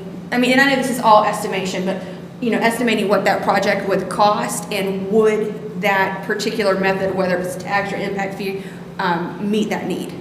Would it get us there? Would it get us the down payment? Would it, could we, pay our debt service on it? Sure, and we can do that, but everything sort of is a timing process, if you will. Mr. Busson is working very hard with the State Department of Education Special Facilities Use Fund to work on the new elementary school project. We're not ready to roll that out yet because, again, there's many steps that takes time, and he's doing certain submissions of things that have to kind of prepare us for that, and that may be all the way until July before we have that one ready, or that late May, early June before that is an official project. So if you would like, it's pretty easy for us to say this is a said project that we're going to do without officially jumping into it. Yeah, I would just. So we can kind of outline what we see, those expenses are, but it may not be an official, we are going to do a school. No, I'm not looking, I'm looking at, give me an idea, because I think it would, I would just like to have some kind of assurance that whatever vehicle we take to generate these funds are gonna meet that. You know what I'm saying? Just meet the need of that. Because I don't want to come up short and then have collected taxes and back us into a situation that we may not want. Right. And again, not a problem. We can absolutely generate that and have that to you very shortly, actually, because we know we've been working on it pretty hard, and so we have those figures. But again, I would ask that you give us the official direction to get the ball rolling, because this is the 1st of March today. We don't meet again until the 1st of April. And so that's 30 days of time, that we need to get under our belts and start this process rolling. Again, you have the option to withdraw at any time or say, no, we're going to stop this. We don't need to go any further. We see what we need to see. We can't afford it. This won't generate it, or any combination of that decision that you would like to make. So you're looking at you're thinking the school capital and the impact? I'm asking y'all that. If you're asking me, those two are the recommendations that I would, from my situation, say that you need to move forward on gathering more data and outlining the exact specific process on. Well, I'd like to make that motion. I second it. Any further discussion? So does this motion also include, or you're given, I want to be clear, this motion is to give you direction to move forward on, Bringing information back to us. Yeah, there's more information. okay, so you don't, It's so, not setting anything in stone. okay, Right. all right. And, We get a little more information. yeah, Yes. and In those two categories. that's correct. And with that, do we also have your approval to go ahead and participate with Hendry County with a study of impact fees? I'd like to make that motion. What Yes. is the cost? Yeah, what's the They are researching that. They don't have that, but they are getting that as we speak. Please don't know. I don't want to say. I have no idea either. Right. There's They did it. We split it with the county. Study, yeah. I believe the conversation was the last one they did was like $13,000, but that was also 13 or 20 years ago or something like that. So it shouldn't be an astronomical amount. And If then, that's an avenue we want to pursue, we're going to have to do this study regardless. so Right. why not? It takes money to make money, so. yes, you're not gonna get away from that one way or the other, no matter which direction. Any further discussion? All right, all in favor? Aye. Any opposed? Motion carries. Okay. All right, we hope, and this will be a fast, well, I shouldn't say fast, but this will be an ongoing project with a lot of points to it. And so I suspect that you'll hear from it a lot, in the coming meetings. And because, like I said, we have things that we have to do in order to satisfy requirements from state statutes and So local do you statutes. think you feel the need to call a workshop? Possibly, Possibly.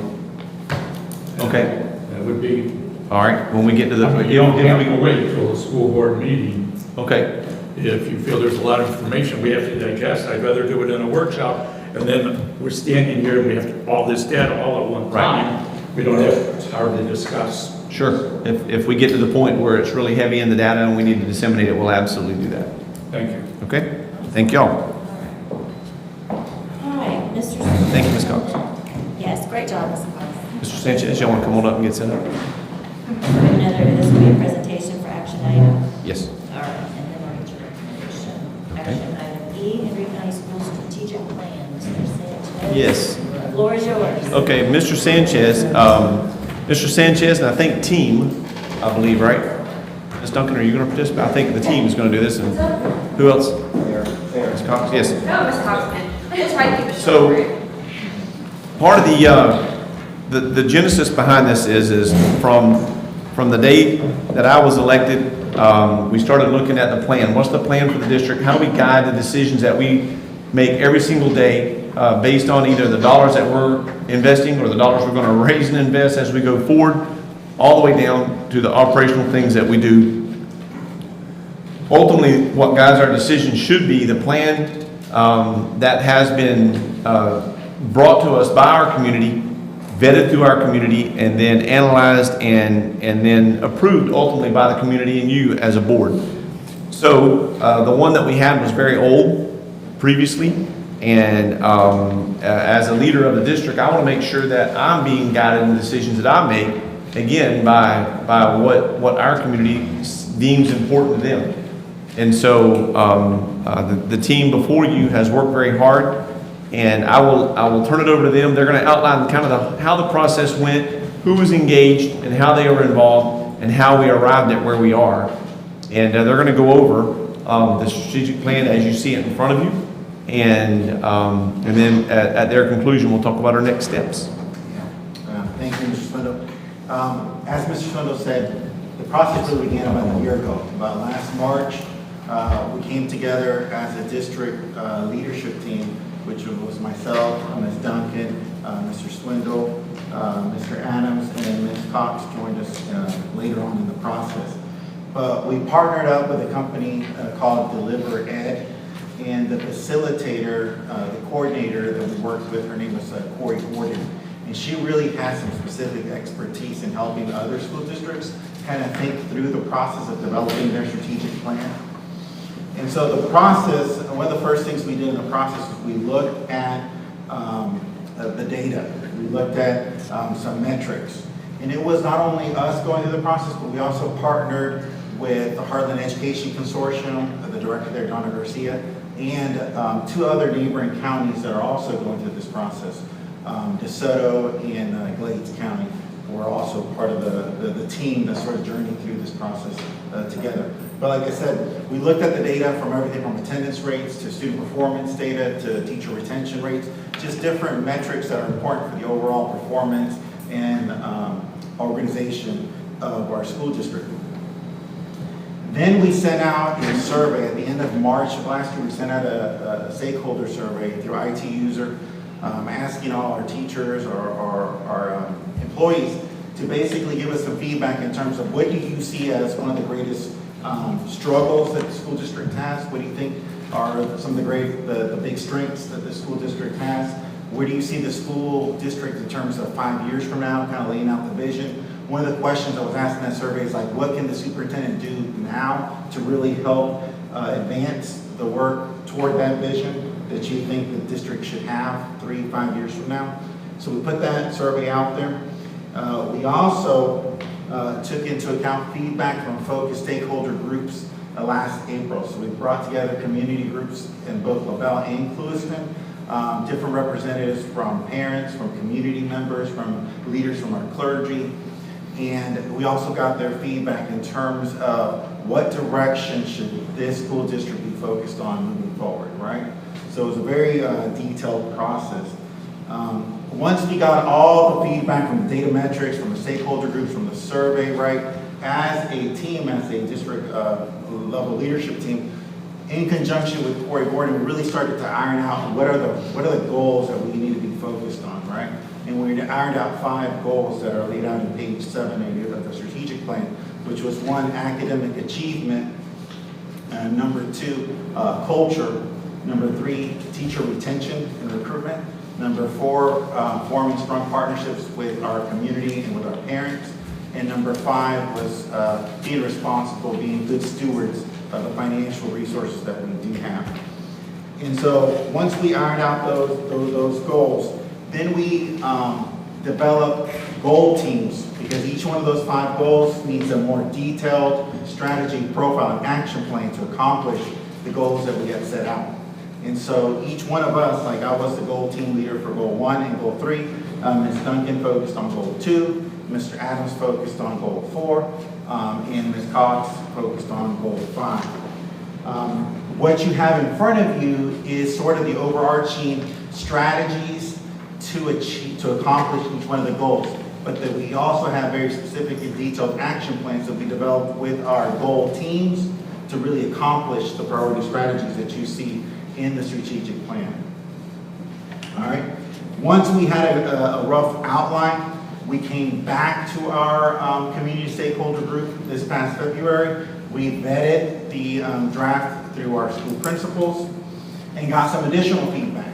And we made some additional revisions as well. Up until even last week, we were making revisions on our strategic plan based on the input that we got from our second stakeholder groups that took place, like I said, in this past month, both in LaBelle and Clewiston. So we have really tried to be as inclusive in this process as possible, getting a lot of feedback from all our stakeholders, community members, our staff, our administrators, as well as the thought partnership that we have with Corey Gordon and Deliver Ed.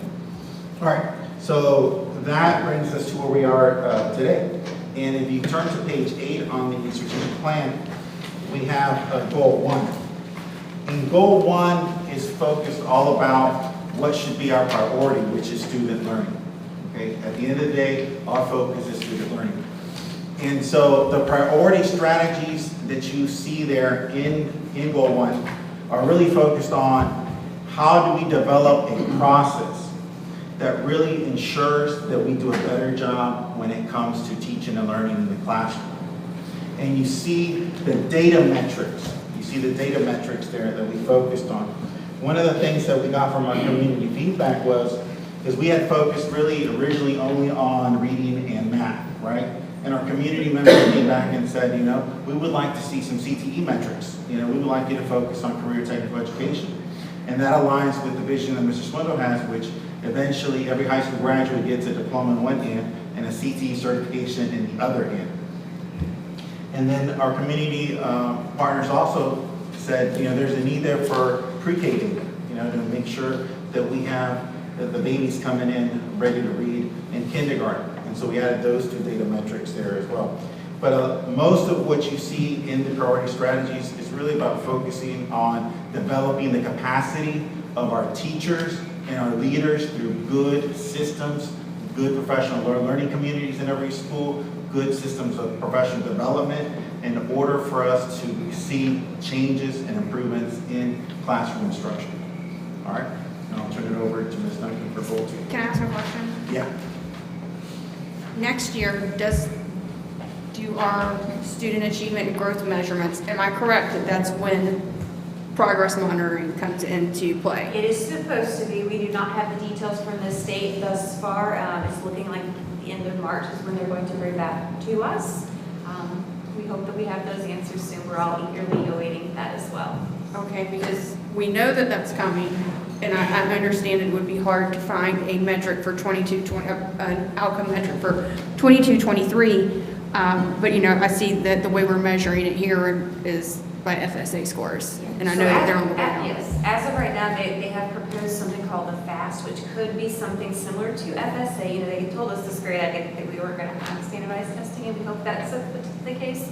But it is sounding possible that there will be progress monitoring with a compilation of an end-of-the-year test called FAST as well. So I think once we figure out what that's going to look like, we may have to do some edits to the metrics for sure within our district. Yeah, we built this around the data we had, and knowing that this will have to be live, you know, and edited as we get that new information. Yeah, Right.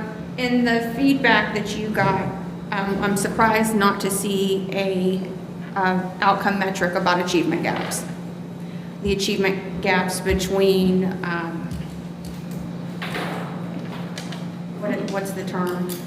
You know, students with socioeconomics and, you know, the non-socioeconomically challenged, the achievement gap between students with disabilities and students without disabilities, and even some of our minority groups. I mean, I think that, you know, that is getting lost in, those are huge metrics there, and important ones, and I would love to see something that addresses those needs, because I think those are some pretty big gaps. Yeah. We definitely appreciate that feedback because, you know, this is still a living document and we could definitely incorporate that input. We do have a lot of that data in individual school improvement plans, so it would be data that we have easy access to. We are targeting that, we just don't have it in here, so that is a good idea.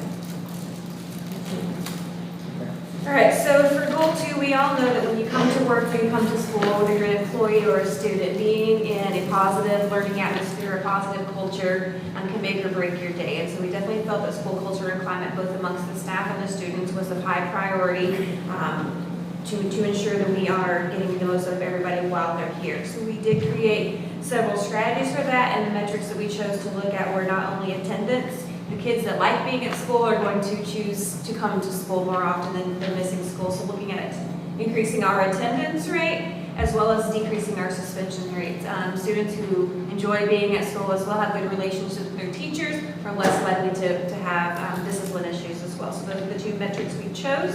Our team had lots of great conversation about, you know, how can we continue to get information out and build that collaboration between not only the district level leadership at the schools and down to the students. So some of the things that we had talked about is, you know, increasing our PBIS across the district in a consistent fashion. We are working with the ESE and Student Services Department and the state MTSS project, so we are collaborating with them and doing a lot of training with them. Actually, we're meeting with them tomorrow on trying to roll out some strategic training that will be consistent across the district and make an initiative that helps us move forward in a lot of different areas. You know, really targeted communication that we're sending out, being very specific in how we're sending messages out to our families and our staff, and whether it be superintendent messages more consistently or it's positive messages we send out throughout our schools. And, you know, and then we're just looking at really increasing at least 1% a year in our attendance with the hopes of getting to at least 95%. We know that we never have 100% of our kids at school every day, but if we could get 95%, that would be a huge growth for us. Am I incorrect in the statement by making the statement that your heavy truancy is often in the elementary? Because those kids can't get themselves to school, obviously. I would say that is accurate. Okay. One of the things I noticed on here that MTSS was not mentioned, PBIS was. MTSS is solid. That is PBIS is tier 1 MTSS, and so. And MTSS, when we think of MTSS, I don't think that is in as many terms as culture and climate, although it does correlate to the discipline information that we do have in here. Absolutely. As well. I've never met a discipline problem that wasn't struggling academically, or, you know, so.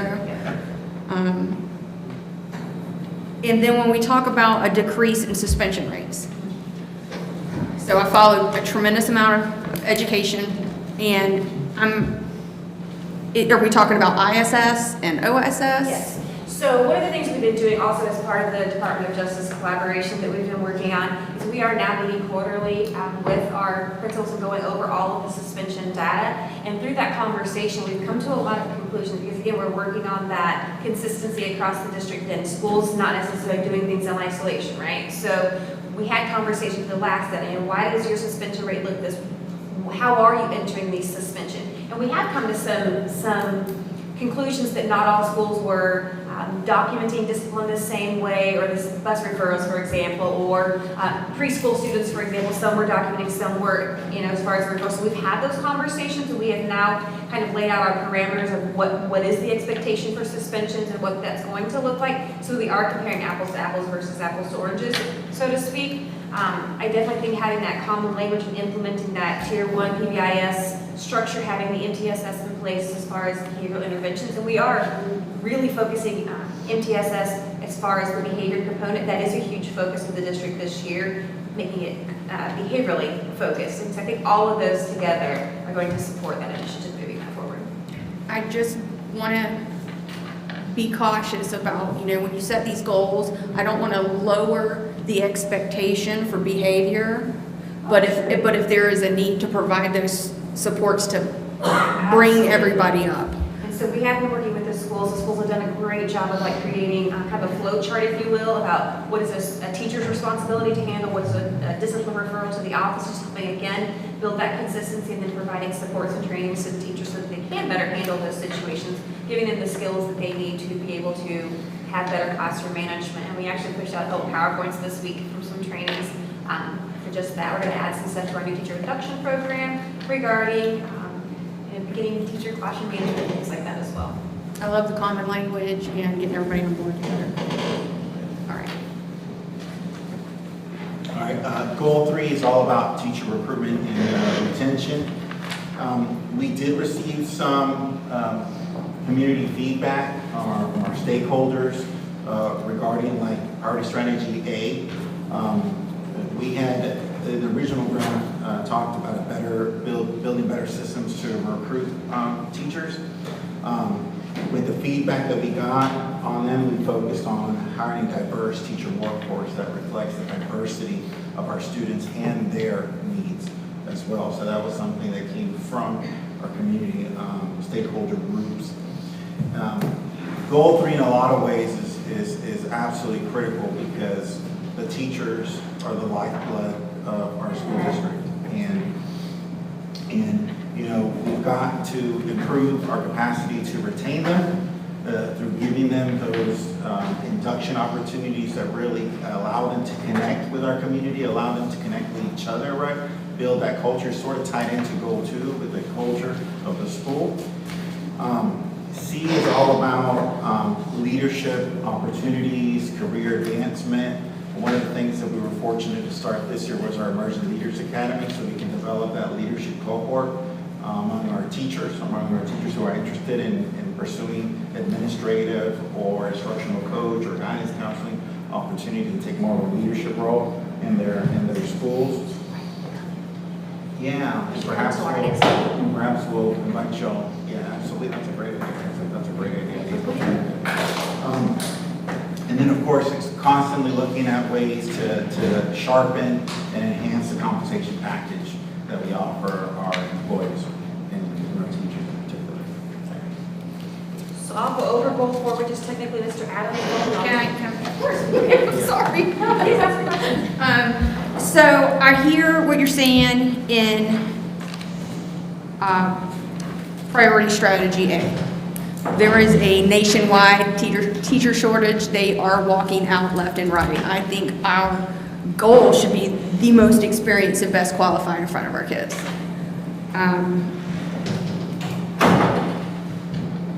And that's all I have to say on that one. I just feel like, we need to be very cognizant of putting the most highly qualified in front of our kids. And I think, But some of our teachers here tonight are new teachers. How do we We're retain just- them? That's the big They question. are qualified. They love their job. They're in an act. You can feel that. Energy. So you can't always wait for the most qualified, highest paid when you have energy like that in a room.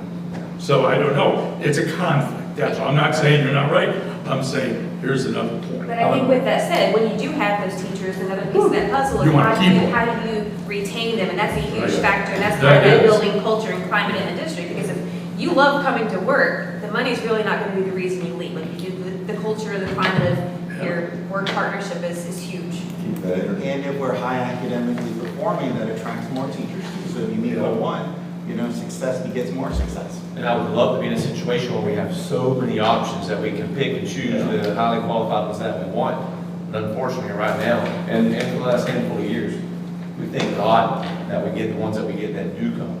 And so I don't disagree with what you're saying, only the fact that the supply chain is not bringing them to us on either level.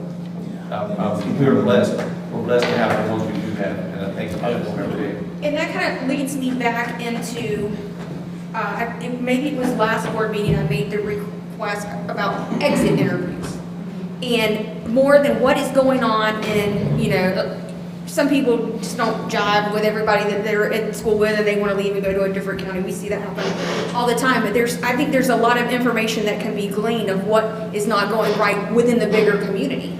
Absolutely. And I think that those are things that we can call our community partners, up on and say, hey, can you help? I mean, because right now it's a narrative. You can kind of tell me a great story. Yes, you're tugging on my heartstrings, but then you get action out of me when you say, here's the survey results, and this is why we can't have nice things and we have keep our to teachers. do an exit survey. Mrs. Meyer usually shares that with us at the end of the year. I'm sure Dr. Staley's kind of reviewing that to see what edits to be made for that this year, but it is good data. I do think there's more we can do with that. But even asking a bigger scope of questions of not even so much, of course, focus on stuff directly related to the district, but are they finding issues with how, finding affordable housing? Are there social interactions like limited? Are they not having the community amenities for their kids? Whatever. I think there's just things that are outside of our district that we could possibly pass on to our partners and the Board of County Commission or our municipalities, and they can be partners in helping us on those. Because when we talk about culture, it's bigger than your school. It's that entire community culture that we need to wrap around as teachers. So when we look at goal number 4, it's family and community engagement. We have a lot of good things happening as Eastside demonstrated today, but we want to keep that momentum. I definitely think, COVID set us back a little bit in having that collaboration with our families and having the guests on campus and that kind of thing. So we just need to pick that ball back up, which the schools have done a tremendous job this year putting activities in place. I know our federal programs has the parent academies. They do that quite often. We're looking to expand that to where it's open to all students within our district. It's one of our priority strategies, increasing the communication that we have with parents. So you all see the social media, and that's great, but what are the other avenues that we can do with our social media and or communications with our families, putting information out in multiple languages, that kind of thing, superintendent messages that we can push out are some of the things we've talked about.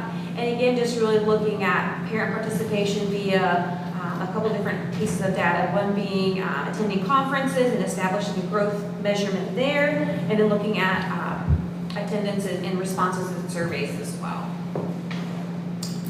I can, to speak to this is, as a parent, meaningful opportunities to participate. Don't talk at me. Bring me in the fold and give me a spot within, of course, background check me and stuff like that, but give me a spot within that school where I'm making a meaningful contribution. And I know, like when my babies were at Westside, I basically fought and clawed to be the PTO president because I loved them and I loved being there and that interaction with them, and that drove me every day to want to come back to that campus and help with those kids. You got to help to really engage, and you really see the good things that are happening on those. And and then the kids, they follow you to today. I just think that we have to really dig deep to find that meaningful opportunity for engagement. Absolutely. And then goal 5. Yes, so goal 5, the overarching theme for Goal 5 is just maximizing our current resources. You know, as far as our revenue, we're pretty limited without having to go to the public to allow us to collect new revenue. The state's dictating that, so we really want to make sure that we're maximizing what we have and maintaining a healthy financial condition. So some of the priority strategies with our fiscal stewardship goal is maintaining that healthy financial condition, exploring new options for revenue generation, and that's not just the capital revenue options that we talked about. We're talking about general fund revenue options too. What can we do? We had the facility rental of schools. We had that as a new revenue this year. We could look at workers' comp and unemployment compensation where we have that, those charges for people that are grant funded, yet the grants don't pay for any of that cost. We also have like student record requests. You know, we don't charge for student record requests. Indirect cost collection from grants, ensuring we're getting every dollar that we can get out of indirect. So there's a lot of options there. And then again, priority strategy C is just maximizing those resources. So some of the metrics that we use to measure that is making sure we're meeting or exceeding the unassigned fund balance. In a dream world, we're exceeding that. You know, 6% really is not a lot when we think about if we were under an extreme circumstance, a hurricane or something happened. You know, we really need to exceed that 6% target. Maintaining a financial condition ratio within 0.5% of the average of all Florida school districts. This is something that the Florida Auditor General measures, and this is something that we can compare ourselves to our peers. You know, how healthy are other districts in this manner? So we can kind of gauge on where we're at compared across the state. And one big area that's easily measured as far as maximizing resources is grants. We can easily take a look at on those grants where the funds do not roll forward, like when the grant ends, we send it back. What are we losing there and why are we losing it? And what can we do to make sure we're not losing that money? Because essentially the general fund would be picking that up or is eating something out of that. So those are some of the metrics that we're using to measure those strategies. Any questions? I do. On the financial condition, sorry, on the financial condition ratio, you said you want to have it within 0.5% of the average for the Florida school districts. Yes.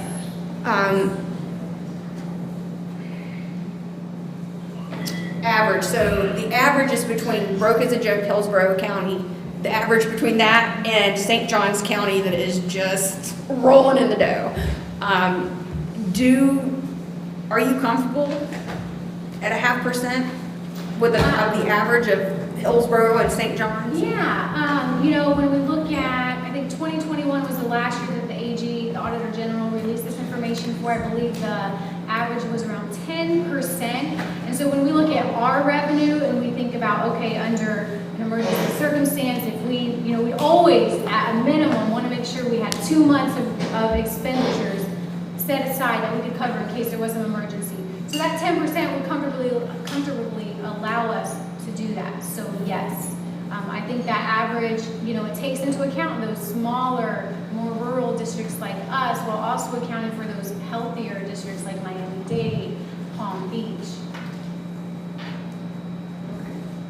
What's the state mandate? The state does not have a mandate on financial condition ratio. This is strictly just a measurement that we take. And it is the unassigned fund balance divided by our total new revenue.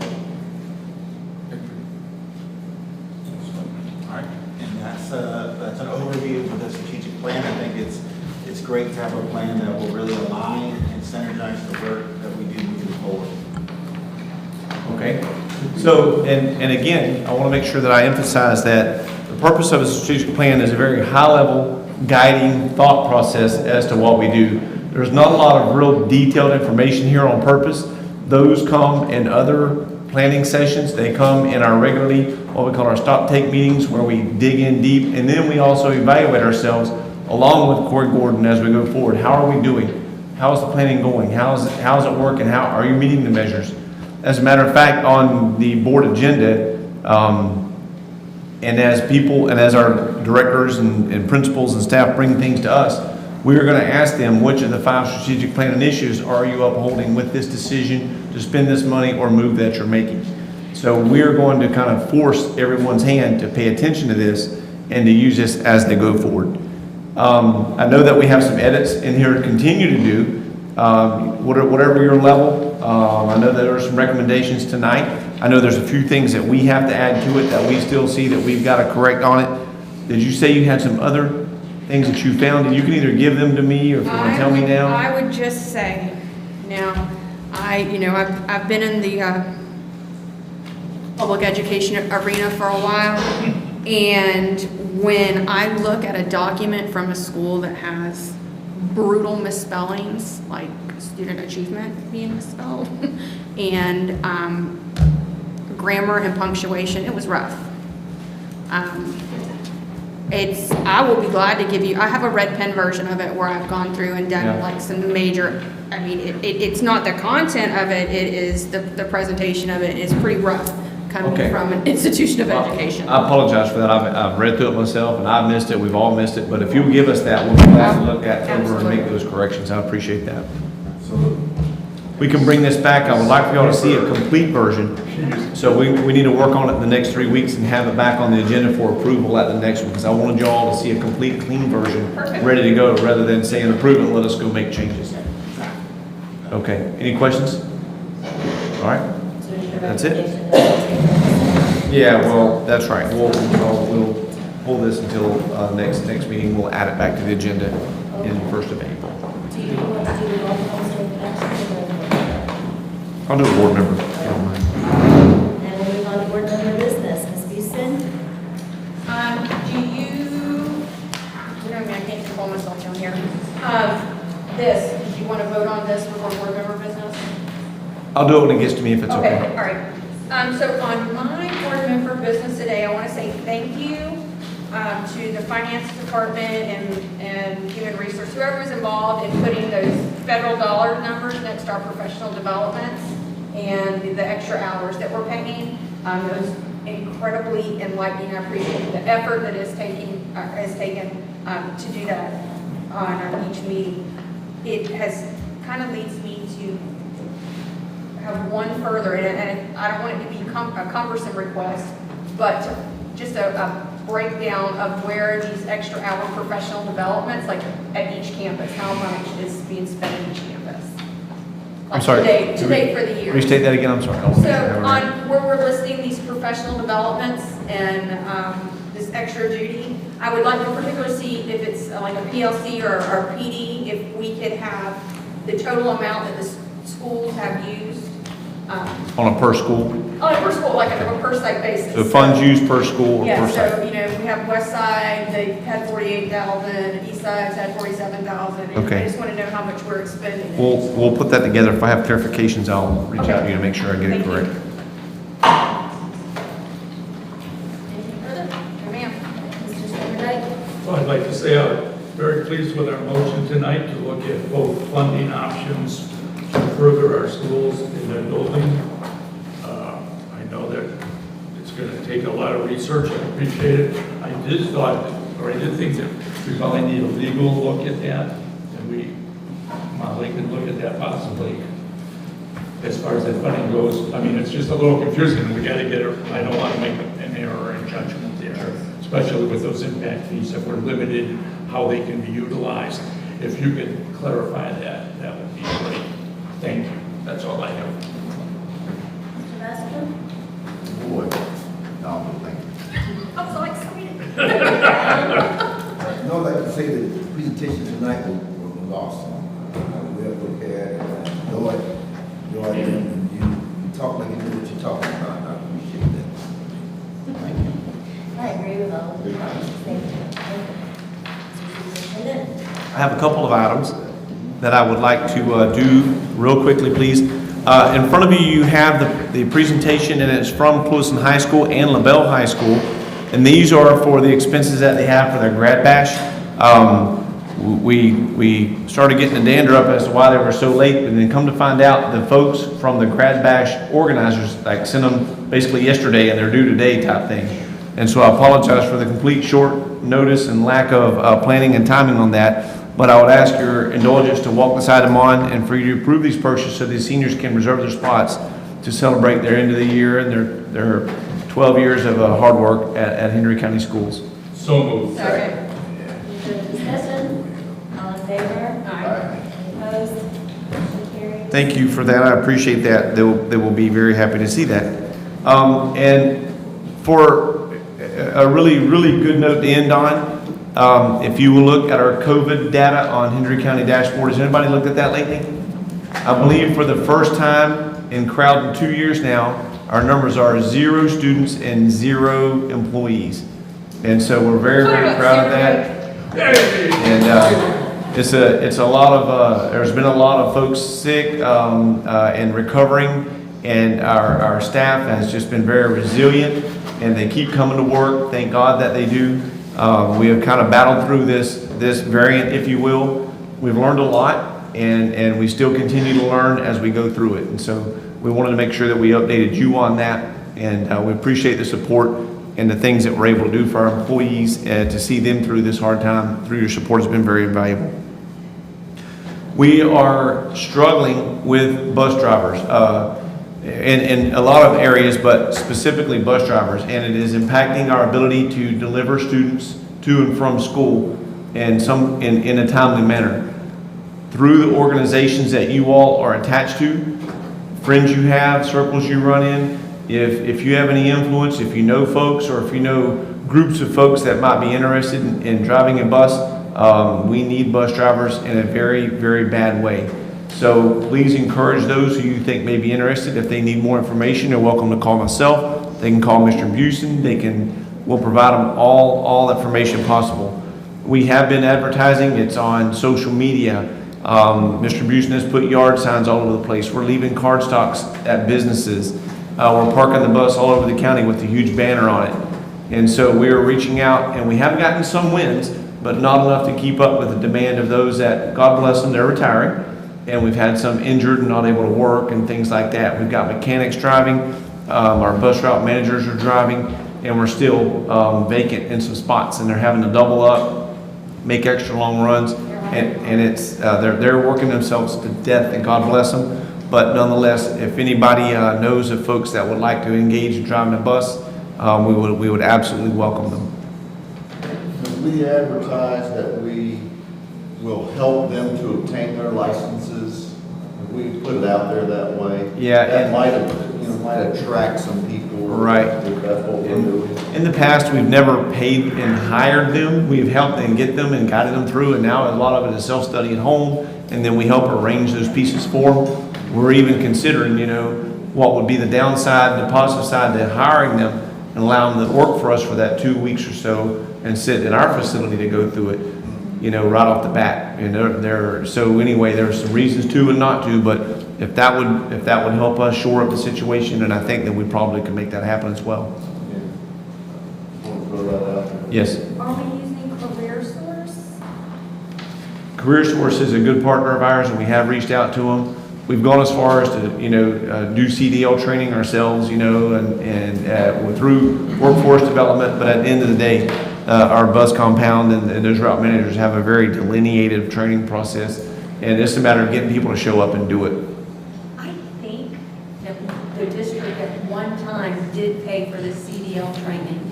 And what they would do was get the CDL training paid for by the district and then jump over to Palm Beach County Yeah. Transit or. Pull sugar cane or whatever, oranges, that's a real risk. But at the end of the day, we got to have people. So even if the numbers are low wins, we still need some wins. And so we've got to do something, or else we are looking at some very drastic changes to what we may have to do at the beginning next year of school with regard to school times and other very drastic changes in order to accommodate it. And we don't want to be there. We don't want to put you, our parents, and students in that situations. So any encouragement that we could get from all support layers would be great. If there are no more questions, that's all I have, Madam Chairman. Surprise! Thank you. I don't have any report tonight, but Mr. Sammerdyke did ask me about some clarity on what is meant for the impact fees, what they can be used for. So if you look at that section of the statute, when it refers to using it for infrastructure, it means a fixed capital expenditure or a fixed capital outlay, excluding maintenance associated with the construction, reconstruction, or improvement of public facilities that have a life expectancy of at least 5 years, that's related to land acquisition, land improvement, design, engineering, or permitting costs, and other related construction costs required to bring a public facility into service, and then it can also include buses. So it does, the LaBelle roof, reconstruction, the LaBelle roof could be paid for through impact fee then? Isn't that what you just said? That is true. I would say that while that's true, it's legal.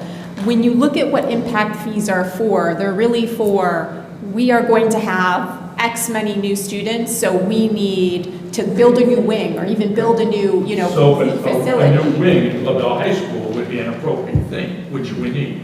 And a new roof would be too, don't get me wrong, but I guess what I'm saying is they are tied to the development with bringing in new students. So, right now we do have more capacity than we need looking at the charts that staff provided, but you really are probably going to need to use them to build additional infrastructure would be my guess, because that would be what they're tied to, is that we are bringing new students in. But yes, they could be used for the roof.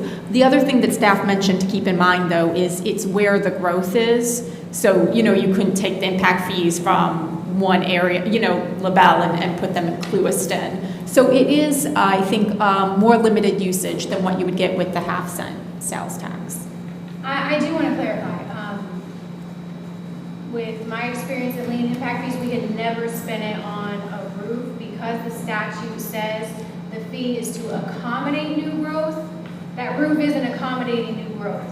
So that connection was never made. So in my opinion, I don't think that we could use it in that manner. But it really doesn't matter, because we need a new wing to the high school, we need a new elementary school. Yeah. I mean, it seems to be, right now, the needs are in LaBelle.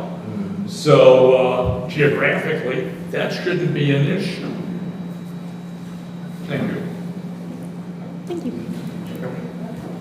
Good?